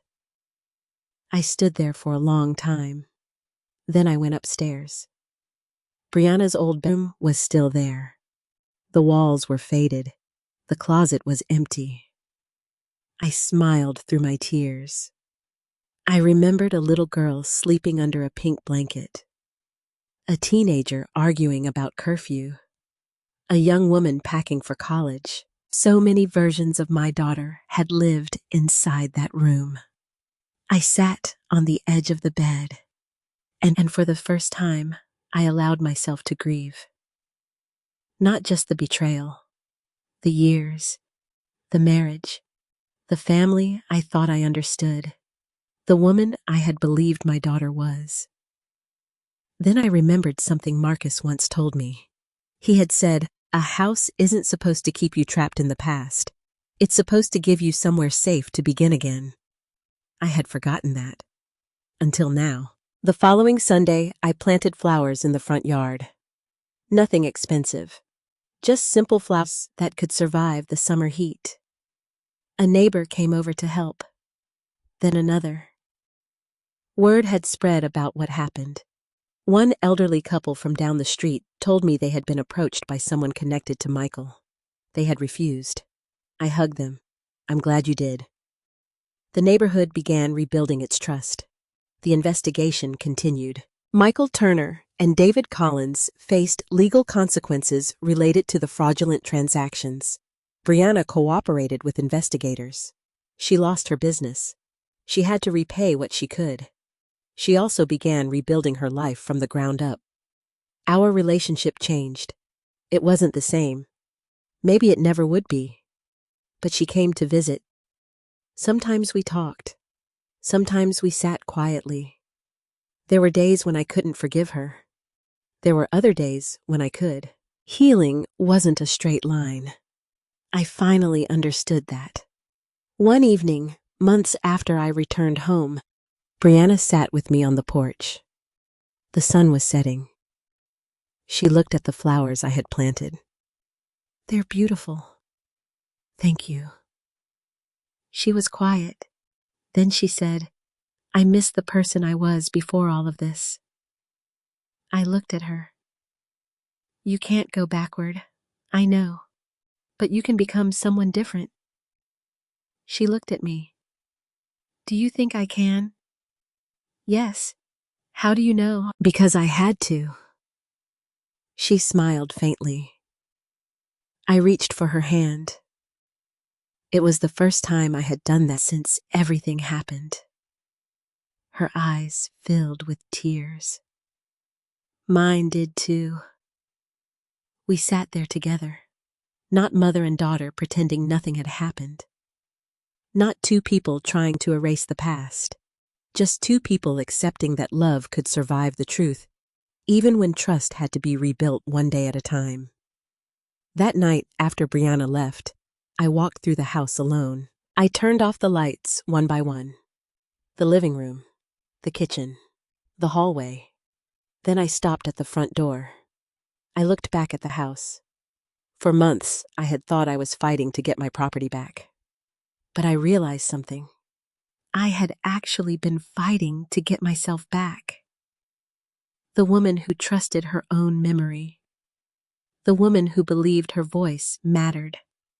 The woman who understood that being a mother didn't mean surrendering every boundary. The woman who could love her daughter without sacrificing herself. I locked the door. Then I smiled, because for the first time in a long time, I wasn't afraid of what tomorrow would bring.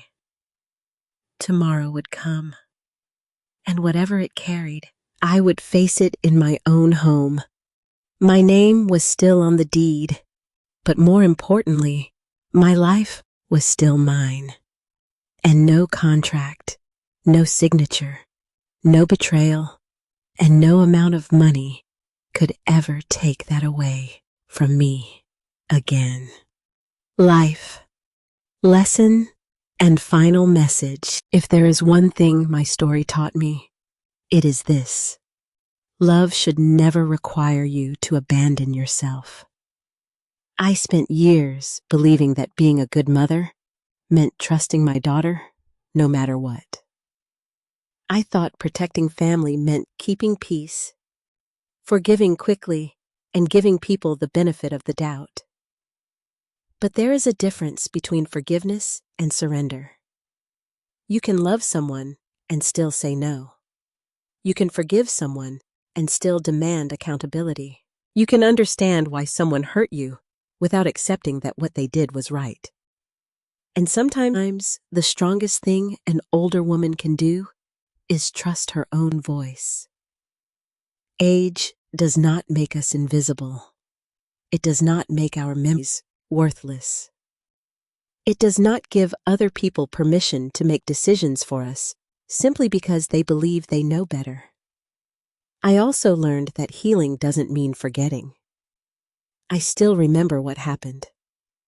I still carry the pain, but the pain no longer controls me. My home became more than a building again. It became a reminder that I had survived something that once made me believe I had lost everything. And perhaps that is the greatest victory of all. If you're watching this and you've ever been betrayed by someone you loved, please remember, their choices do not define your worth. You are allowed to protect yourself. You are allowed to start over. And you are never too old to reclaim your voice. I'd love to know what you think. Would you have forgiven Brianna? Or would you have walked away permanently after what she did? Tell me your honest opinion in the comments.